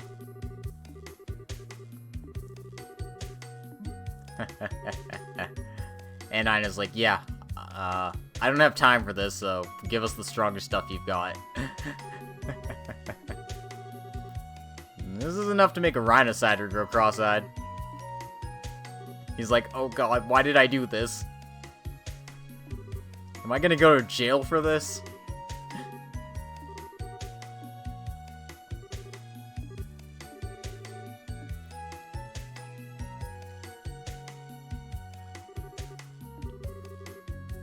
Really hits you right in the gut. I've cleared 5 myself as well. And that would be 10 between the two of you then. If you blow through too fast, the liquor will hit you all at once, you know. I don't get drunk this over this.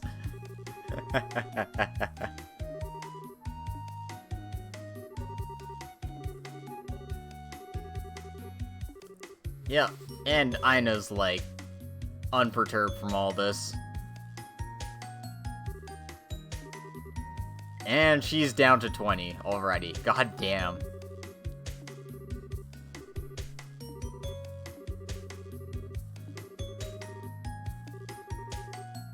And it seems like the alcohol's hitting Anton now.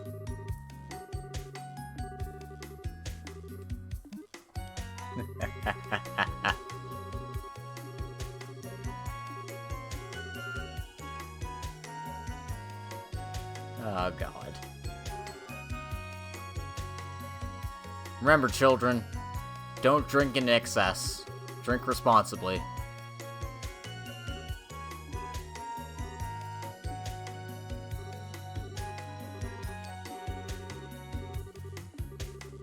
Anton, keep it together. The medicine's effect hasn't faded yet. I mean, she's had 30, and she's not even bothered. Like, can you imagine, like, drinking 30 shots of whiskey and, like, not being completely hammered? And not being, like, dead? No, no. Rest in peace, these poor men's livers. Overcome it with your love and courage.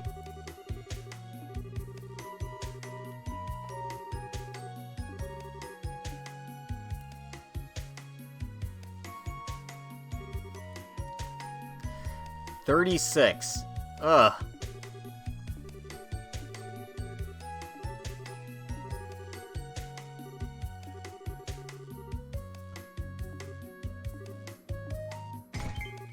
And Anton's dead.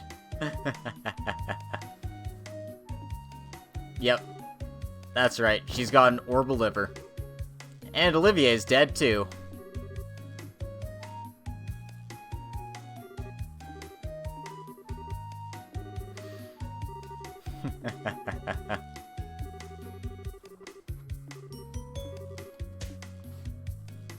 Yeah, let's explain the whole thing to Aina. It feels really bad to pull the wool over their eyes.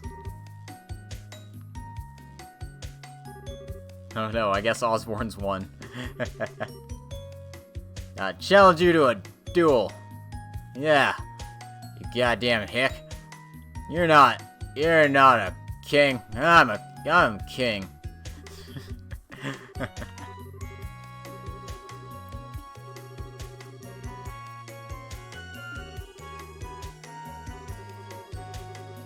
And since they split it between themselves rather than just having one person take it, well, they're both screwed now.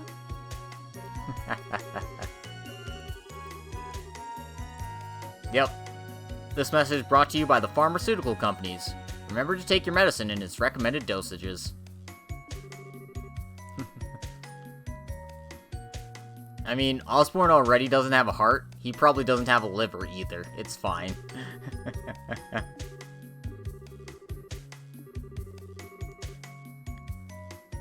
But Reen, my dear, you can't get drunk if you don't have a liver. That's not how this works! Crow drank you under the table! You're supposed to be dead! He was supposed to get revenge for his grandfather! What was all that for?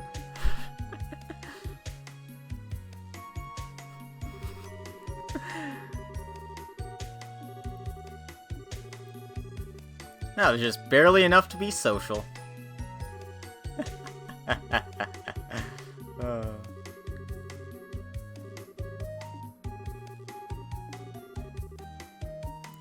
Yeah, and you can put it on Olivier's tab. He can probably afford it. Blorf.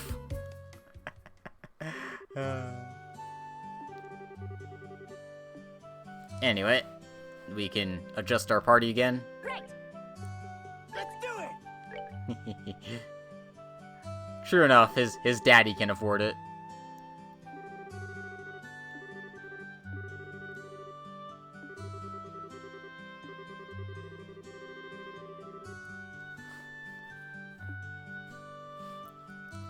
Alrighty then. So let's go ahead and report these quests.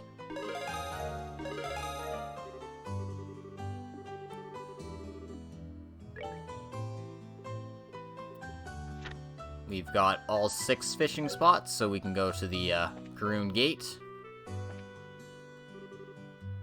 Greetings! Did you need something?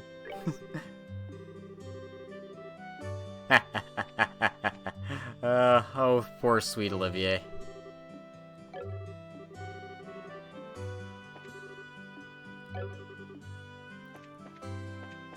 Yeah, he's down for the count.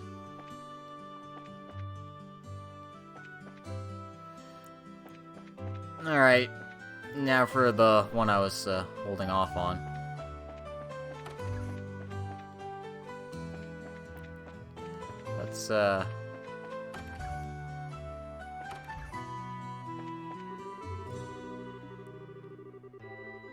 Let's go find where this mine commission quest is.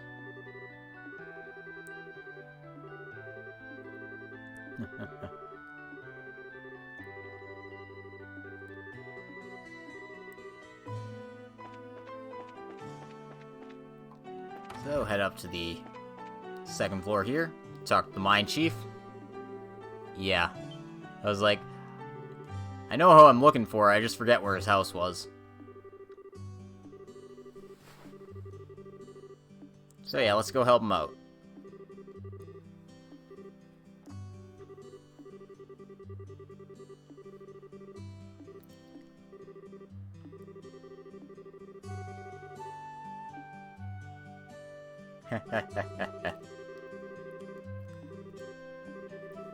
So let's see what really happened.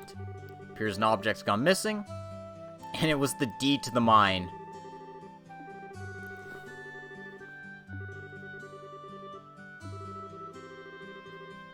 And because the mine is the property of the crown, not having the deed means you're kind of in hot water.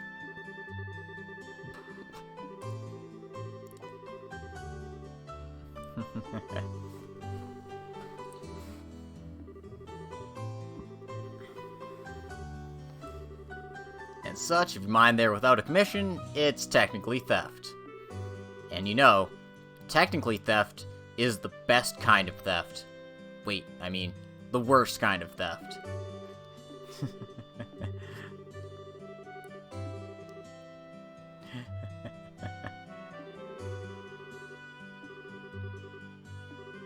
Okay, so somebody broke into the strongbox with a letter. Great.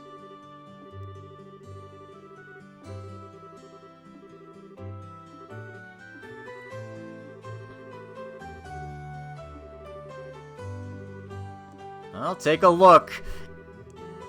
It's another Blue Blanc quest, because we haven't had one in Roland yet. At the very least, they were merciful enough not to give us this quest in the fog. The words of the queen lay in his hand. Uh-oh. The first key lies within the city. Search they who sit beside the goddess. Me too. Me too. Blue Blanc's a funny dude, but, I'm fine with his quests being limited to 1 or 2 a game. Not this. Adios, just kill me. Why do you all look like you've seen a naughty dog? Because we have. You opera fetish maniac. What the hell is Blue Blanc? Is he the one who stole my letter?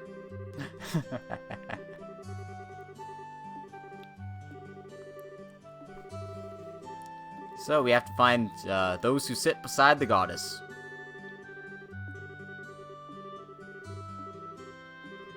And it seems like the hint in mind is search the town church. And also have the little girl spawn right on top of you. Because why not?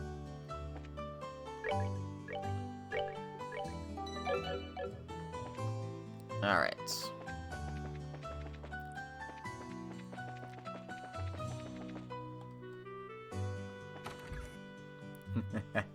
Yeah, super clingy. Hey, it's Father Kevin. What's he doing here? Well, I mean, other than the obvious. Of course he'd be in the church.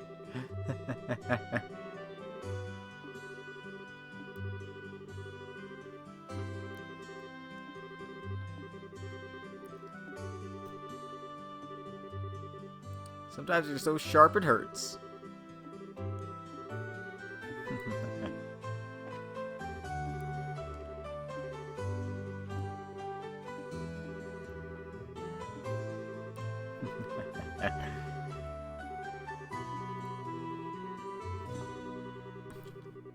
And Father Divine's so proud of us for being so well-adjusted and respectable now. And looks like our lovebirds are gonna get married soon here. It looks like they're gonna get married in Roland, which is really nice.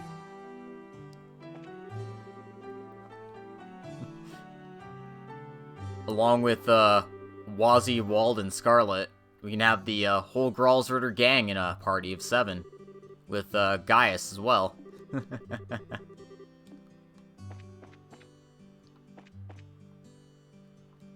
Anyway, so check out this chair where the goddess sits.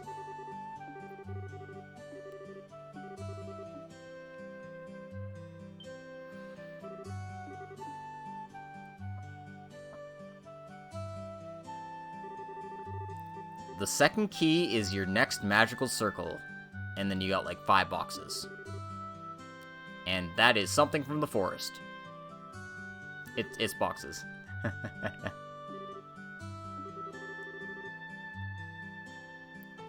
I suppose she just has to ask nicely.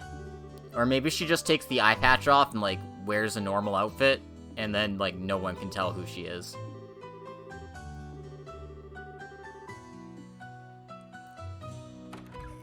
Put on the nun's habit again, and people will just think, oh, she's just some ordinary nun with only one eye.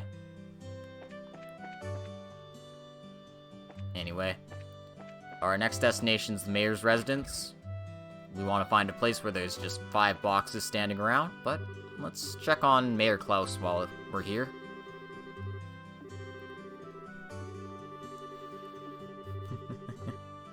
We're just chasing snakes. Yep.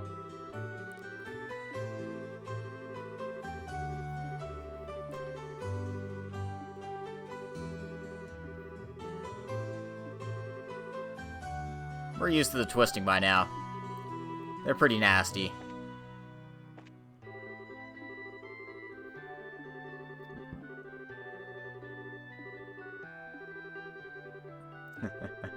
Casual heroism, just part of the job.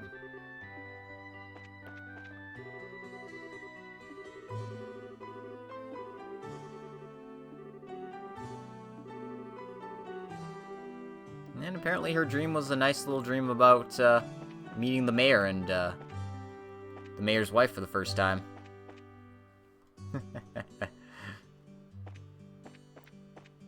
I mean, he is technically the mayor, and mayor is one of the leaders of the country. So it'd kind of be like telling, you know, the governor that someone's been, you know, doing nefarious deeds in your city or your country or your region or whatever you want to call it. So yeah, I'm a bit surprised it's not, you know, like public knowledge though. Considering, you know, they do some pretty heinous shit, and there has to be like a paper trail. You can't just have the resources without, you know, money. Also, I forgot to go check out those boxes because I'm dumb sometimes.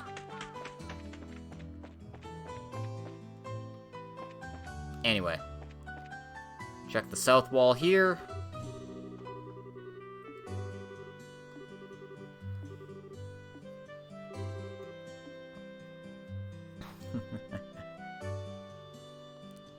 Yeah, that's right. They have access to the IBC in their vast funds. The third key is in the city. Search the belly of the 8-eyed iron beast. What could it possibly be?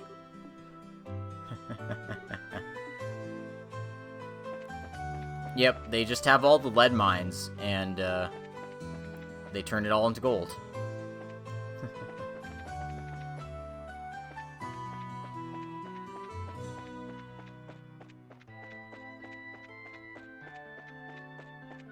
Anyway, there it is. You see those 8 holes there? That's your 8-eyed iron beast. This thing was a pain in the ass for me to find the first time I played this game. It was like, okay, I need a guide. What the hell is he talking about? And I was like, oh my god, this is such a dumb clue. He probably is. Let's go check out the hotel after this.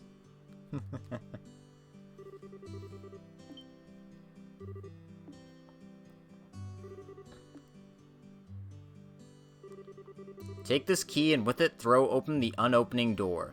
That which you seek lies in the land beyond. So we got a rusted key.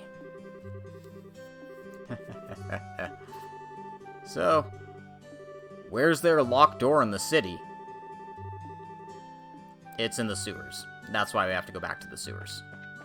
But we'll do that in just a second here.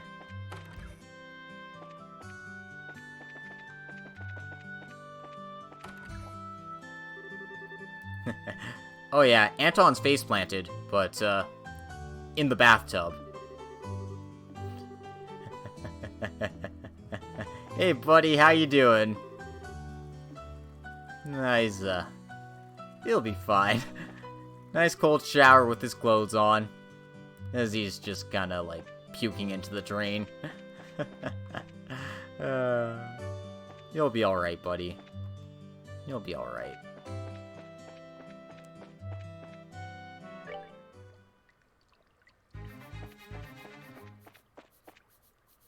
Anyway. Welcome to the mine. Not the mine, welcome to the sewers.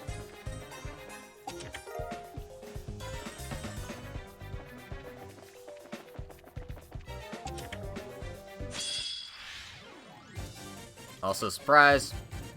Monster chest.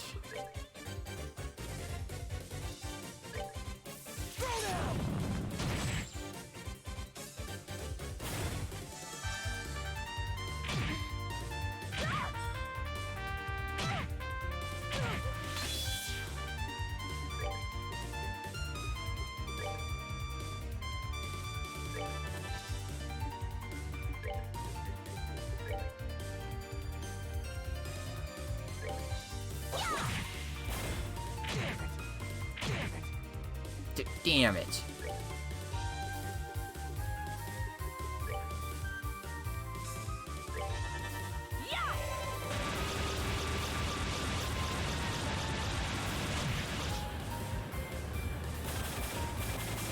Oh, are we done already? As far as I understand, they don't actually take your supply. It's just, I don't know. I figured they just have that animation set up no matter who hits who. Still seems kind of weird, though.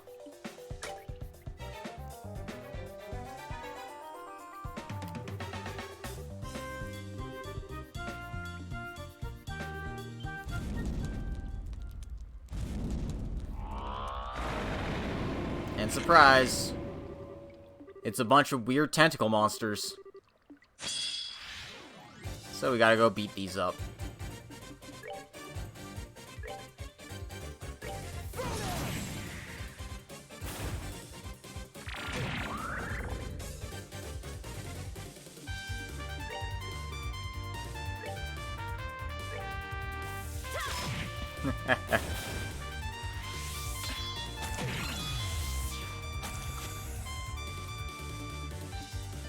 Oh no! You gotta get out of here, Estelle. Don't let them hit you. Oh snap, I brought Shara and Chloe too. At least Tita's safe.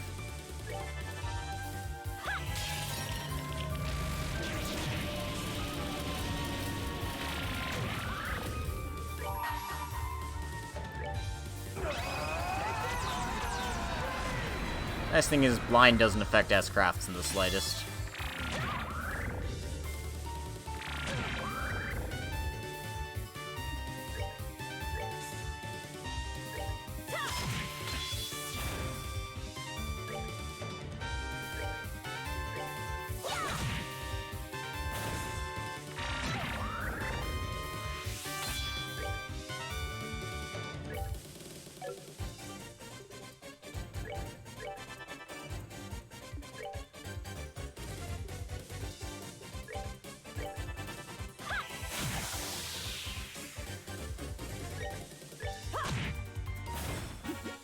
Seems you came up short.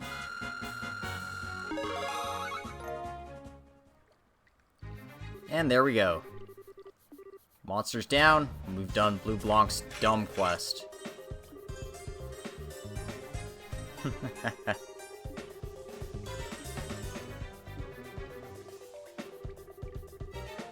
Run out of stuff to throw at us for now. Because, yeah. We've still got more Blue Blanc quests to do. Don't worry about it. Anyway, we got the Mine Chief's letter. So we immediately go back to Gaton here. You can still get us a pitcher of beer the size of our heads. We got plenty of drinkers in the party. Although I think Olivier would pass at the moment.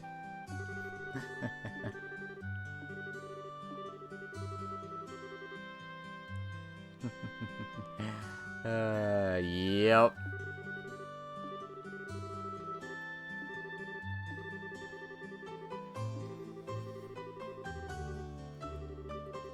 guy's internationally famous? What a son of a... Excuse me, Gaton, you're in a children's game? Sorry. I believe this game's rated T for teen.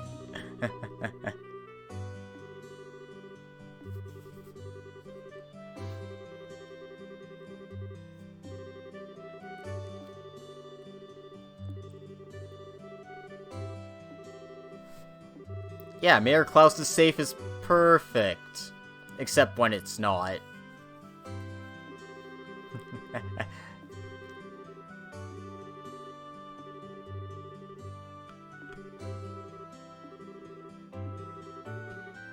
The Septium export market never slows down.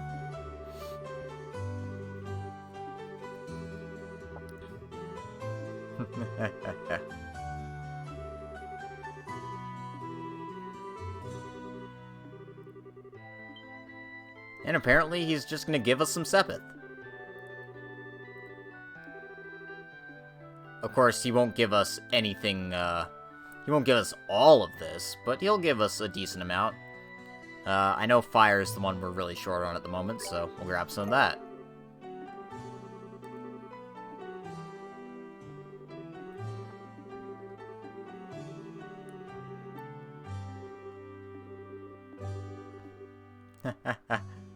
And Clingy Daughter is, clingy. Aww.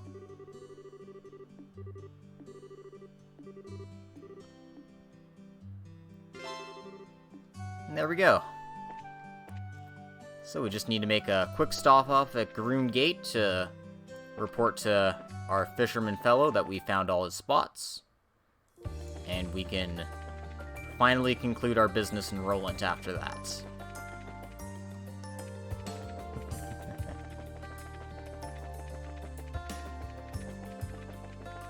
Got nothing but time for me.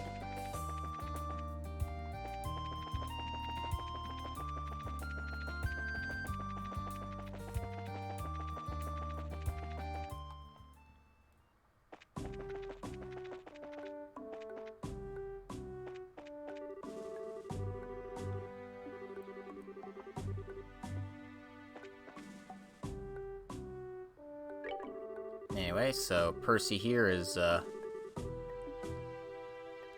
that the fog's cleared, he's basically saying, hey, make sure you check out the places you can go to before. Which is a good idea, because you can't get the last 2 spots until, you know, the fog clears up, so. Tell him about all 6 spots.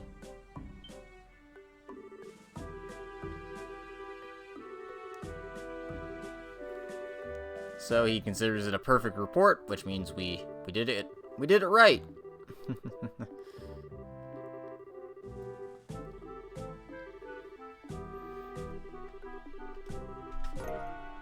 And we also get a fishing rod for our troubles.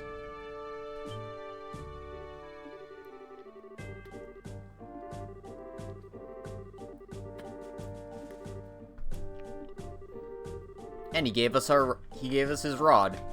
Nice. And he has to get back to work.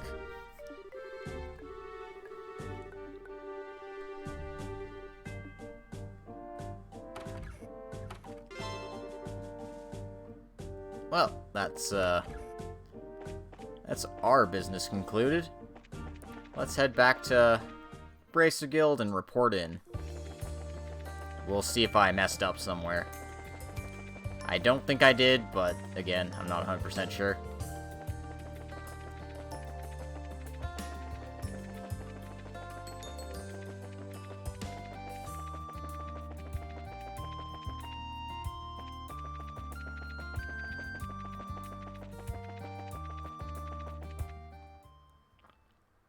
Hey, no worries. I'm pretty much about to call this an episode, too. Just gonna get to bows and then stop there. Yeah, we found the extra spot, so we're up to 207. And the mine quest is done, up to 212. So we're at max BP still. We didn't miss a thing. See, look at all those. Look at all that. We are the best at bracering. Alrighty then. Doo-doo.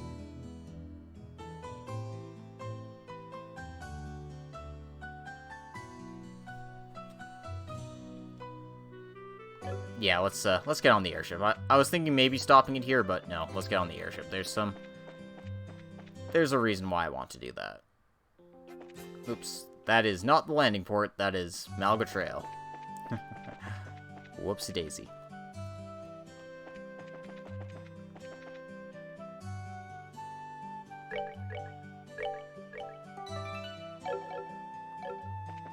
You know what? I'm bad at this.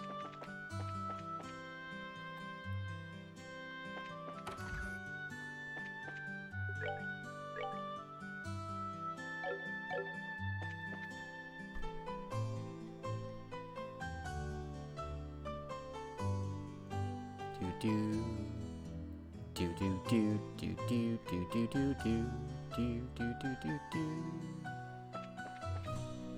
Okay. I was thinking there might have been a new chapter of the Liberal News. There's not. Alright. There we go. Time to stop pissing around.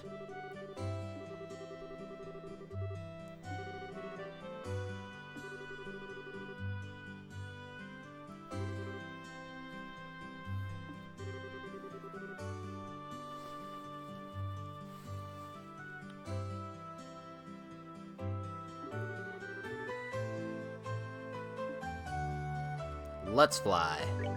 Let's fly away.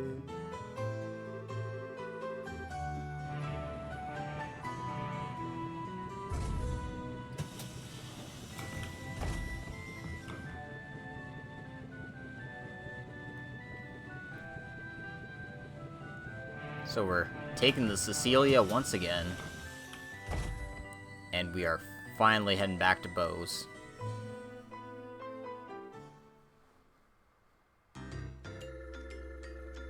But of course, there's other things here as well.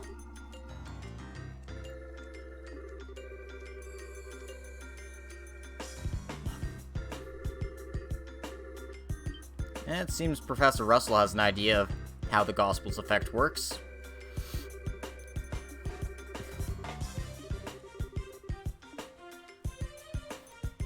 And of course, Cassius is here to see how the progress is coming along.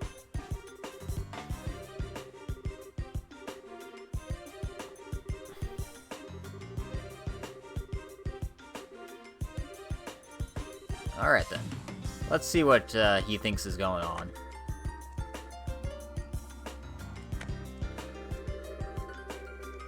The orbital shutdown phenomenon.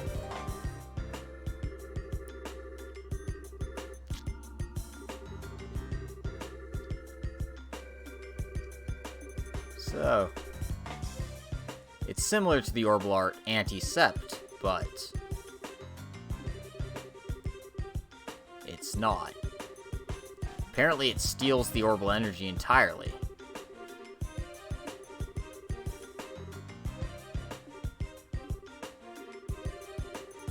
Unless I badly misunderstand physics, that means the Gospel should absorb and store all that power.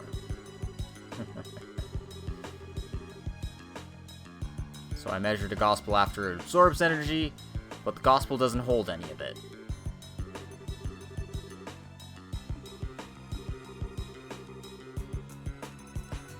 It disappears entirely.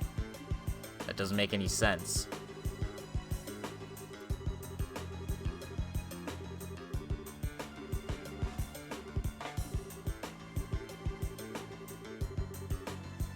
Yep, they're too small to do that.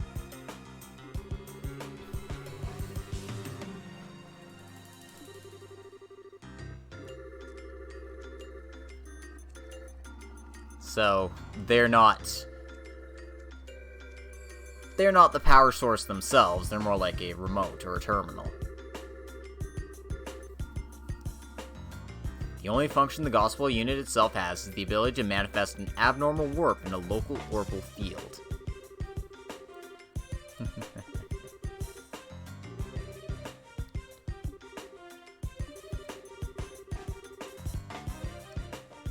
So yeah, we're starting to get into the crux of what these things really are.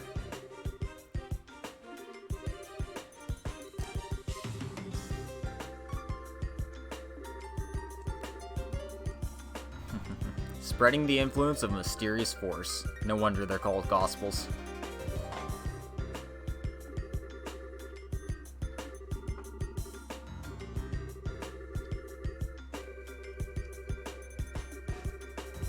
We're in quite the pickle. What do you need me to do?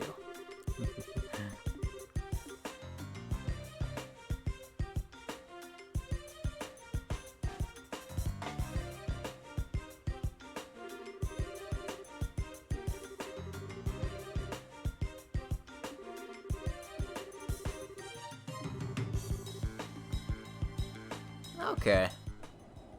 Seems like at least Cassius has an idea in mind. If we can stop the warp from occurring, we can stop the Gospels from activating. You would think.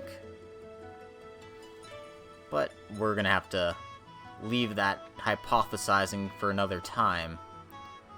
Let's go check in on our party members.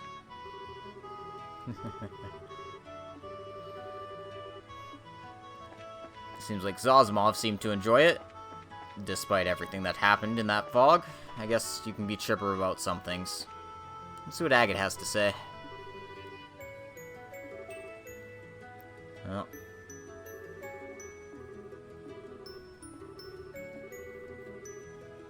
He has something to say about the effects of Mistwald, because he was there.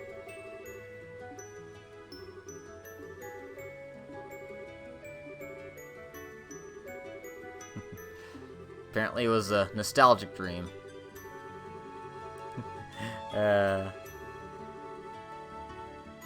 Apparently it was back to his childhood. Same as Estelle.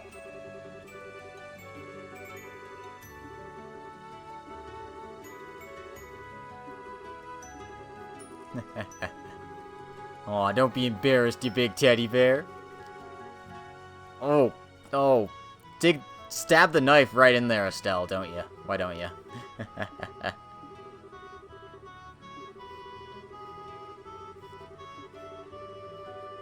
Oh, too young. I figured the little sister's gotta have your hair.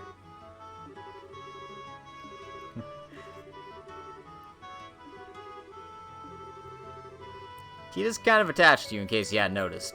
She'd be pretty let down if you didn't introduce her to your sister, you know? Oh, I get it. You don't want them to meet, do you?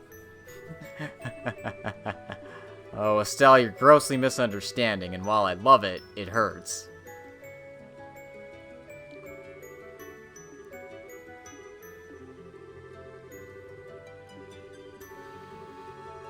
Crazy kids, and I'll make sure nothing blows over. So yeah, talk to him again. He doesn't want to head back home unless the job is settled. Don't just think you're going to drag him out there.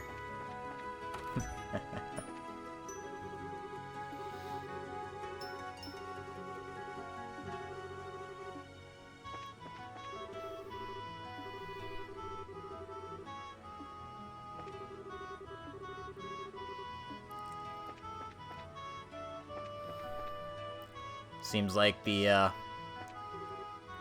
crew is back on schedule now that they're not dealing with super heavy fog.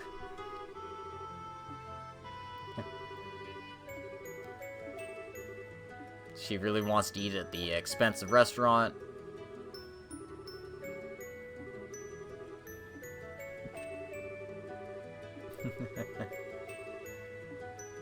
Anyway, let's talk to Olivier.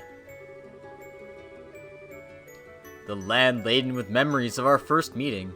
It makes my heart swell to return to a place of such sweet nostalgia. Although, as I remember, you were kind of rude back then. You said I wasn't attractive and made fun of me like a schoolboy.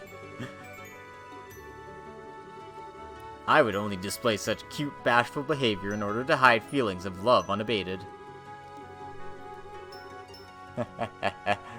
Or Joshua. Well, putting that aside.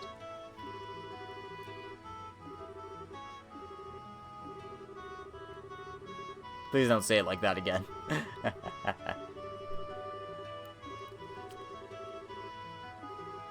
No, thank you. If I were anyone in a position to ask anyone about that sort of thing, I'd be a million times better off asking Shara. Oh, Shara would be the one to. Ah. I'll remind you that I have a very large stick. Anyway, talk to him again. Because he was there in Mistwald as well.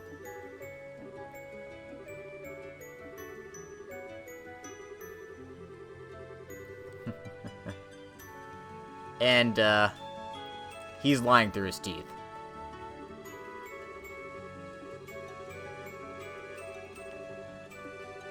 Remember what I said about my stick? I can always put you to sleep with it. Forever.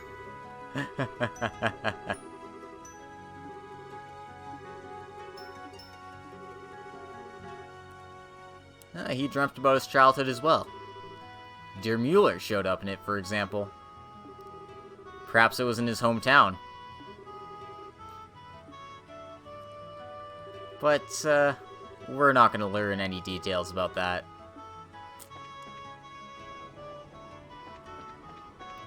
Looks like Scheherazad's enjoying her time on the deck.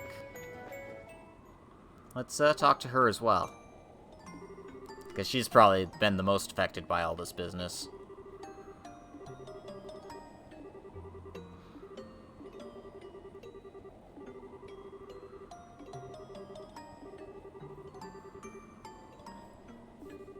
And, you know, tell us a little bit more about Luciola.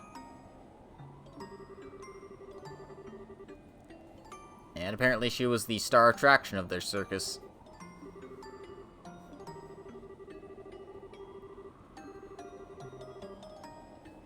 And, just like Kurt, it seems like Luciola's carried over some ancient arts that precede the Orbital Revolution.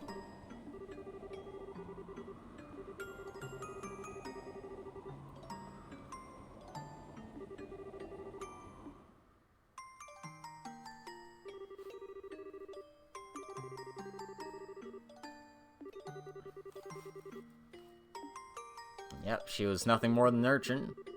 No parents, no nothing. But, Mr. Harvey gave her a home.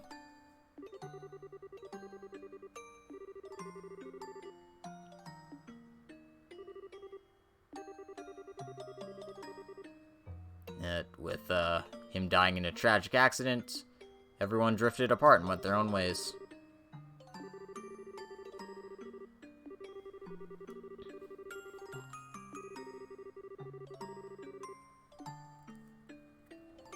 And that's how Scheherazade got set on her path to becoming a bracer.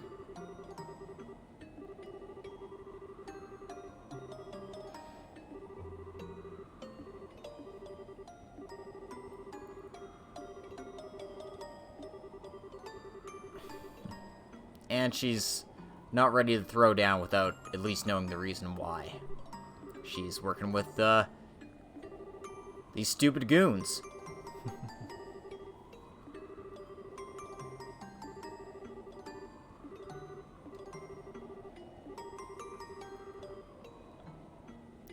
As deep as the ocean, and strength like a relentless wave.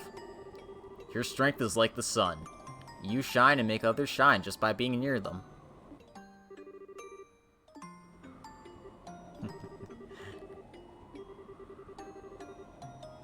Aww.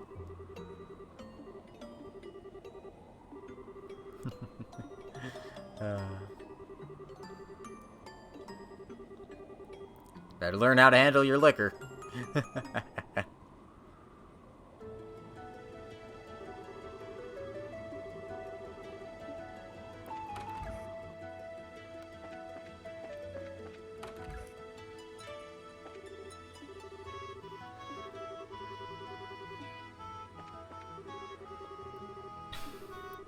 The existence of the Empire weighs more heavily on the minds of our troops than anyone else. Anyway, let's talk to Tita. And she's never been to Bose before, so this will be like a fun vacation for her. You know, fun. Good times are going to be had. She's going to be really excited.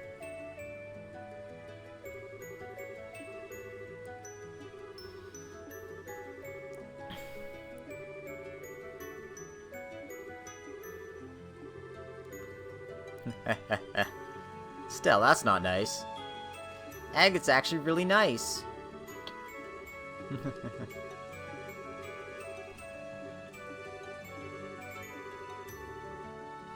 Apparently she's feeling a little bit jealous about, Agate's sister. Oh. Tita's such a sweetie. Let's talk to everyone on the top deck as well.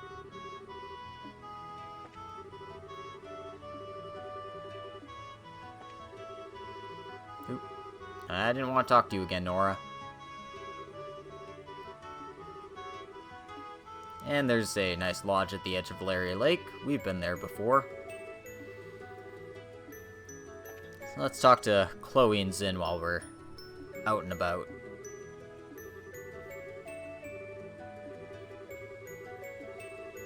Yep, she's a cheeky, insulting little punk by the name of Josette Capua. She's also the single biggest tomboy I've ever laid eyes on. People call me a tomboy.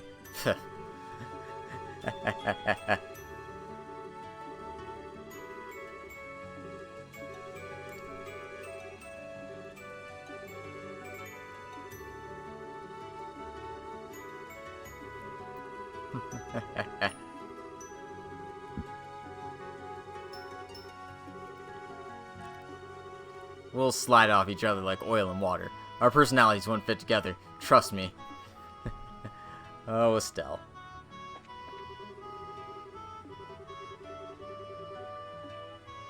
Well, let's talk to Zin.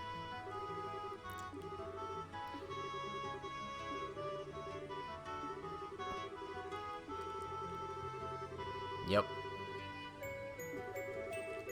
To be honest, I don't think I could attain such enlightenment, even though I spent my whole life trying.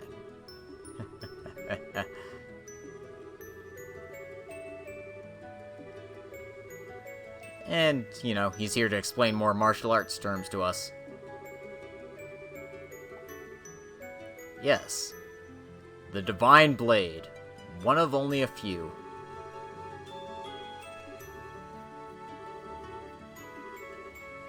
That's part of it, sure.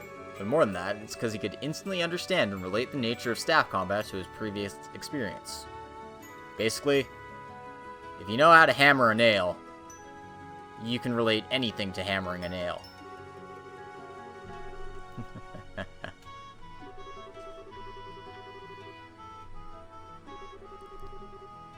Unity of purpose.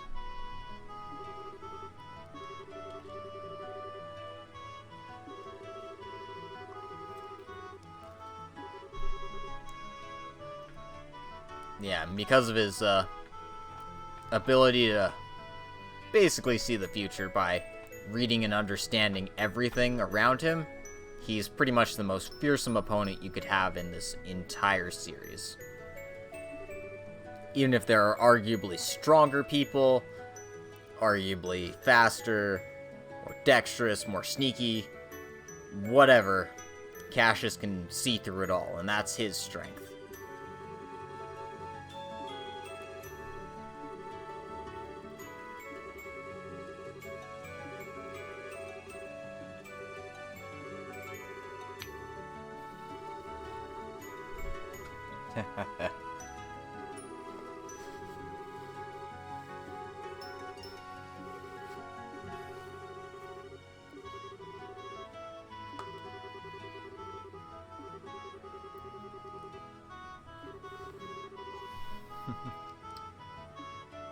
Well, that's a neat way of saying, you know, I wonder if I really am a playable character in a JRPG.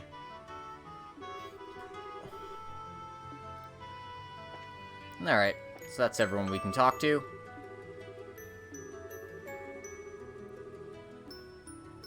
So let's land in Bose.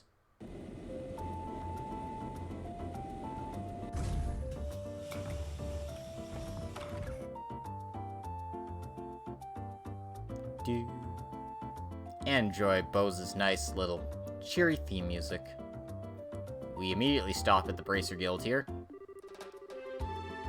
And he's like, oh man, look at all these high-ranking bracers all together.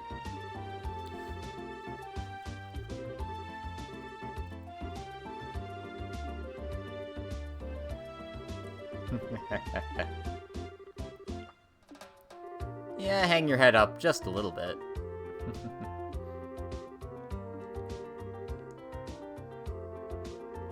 So, what's it like in Bose? No signs of the society whatsoever. But there have been quite a few dangerous monsters prowling around.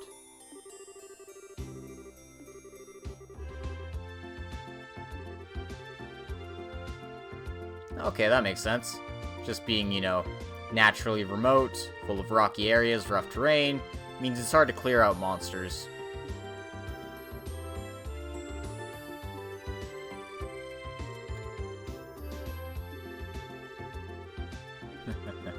Well, as long as we're here, we might as well take them.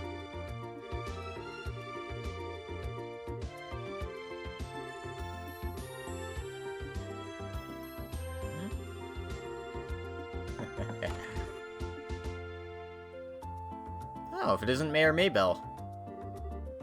It's, quite fortuitous for her to be here right on time.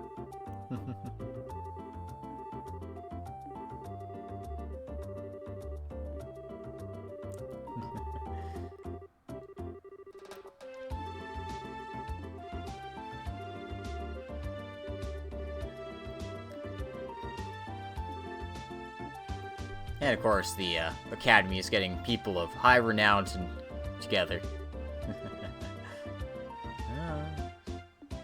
Seems rather frosty towards her.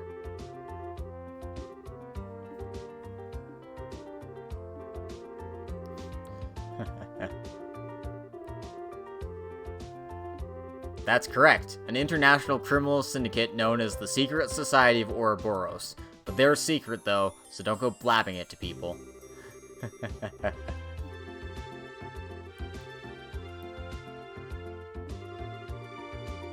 And she's offering her full support in helping us with this case, so...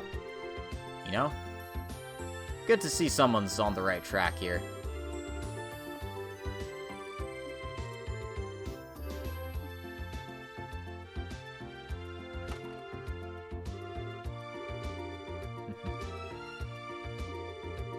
We ain't running a butler service here. Give me a break.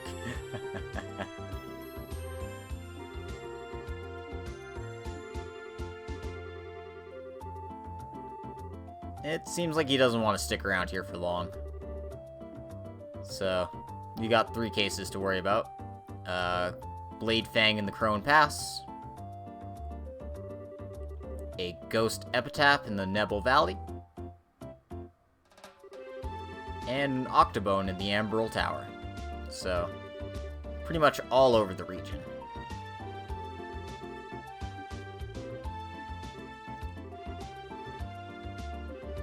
And Agate will be forced into our party for this chapter. Whether you chose to ride with Sherazard or Agate or not, they're forced into your party for their specific chapters in Roland and Bose specifically.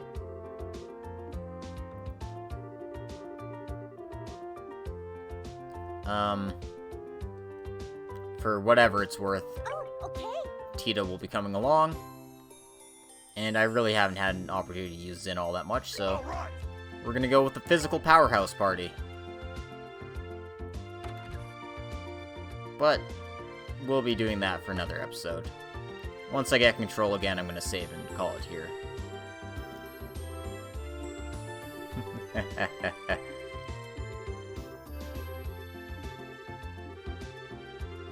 And Agate's like, no, we need to get to work. Screw going home.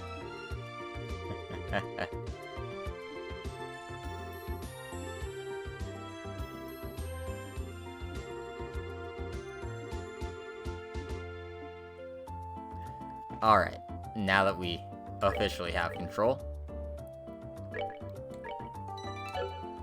Make your save. Gonna put all these quests on the thing while I can. So, Crone Pass, Nebel Valley, the Amberl Tower Monster. We've also got 3 more side quests. There's a request from the embassy. There's a missing lady. And, somebody's looking for the rarest flavor. Okay. quite a few quests to do in this chapter, but we'll be taking care of those next time, since we're getting pretty close to 3 hours here. In any case, this has been Logic Blade. I'd like to thank everyone for coming today, and I hope you enjoyed this episode. Thanks to those of you who joined me on Twitch, and for those of you watching on YouTube, make sure to like, comment, and subscribe if you like the content. I'll be trying to put out episodes daily. I can't promise that it'll always be daily, but I will try my best. In any case, once again, thanks for coming, and we'll see you next time for the continuation of Chapter 5. That which one must protect.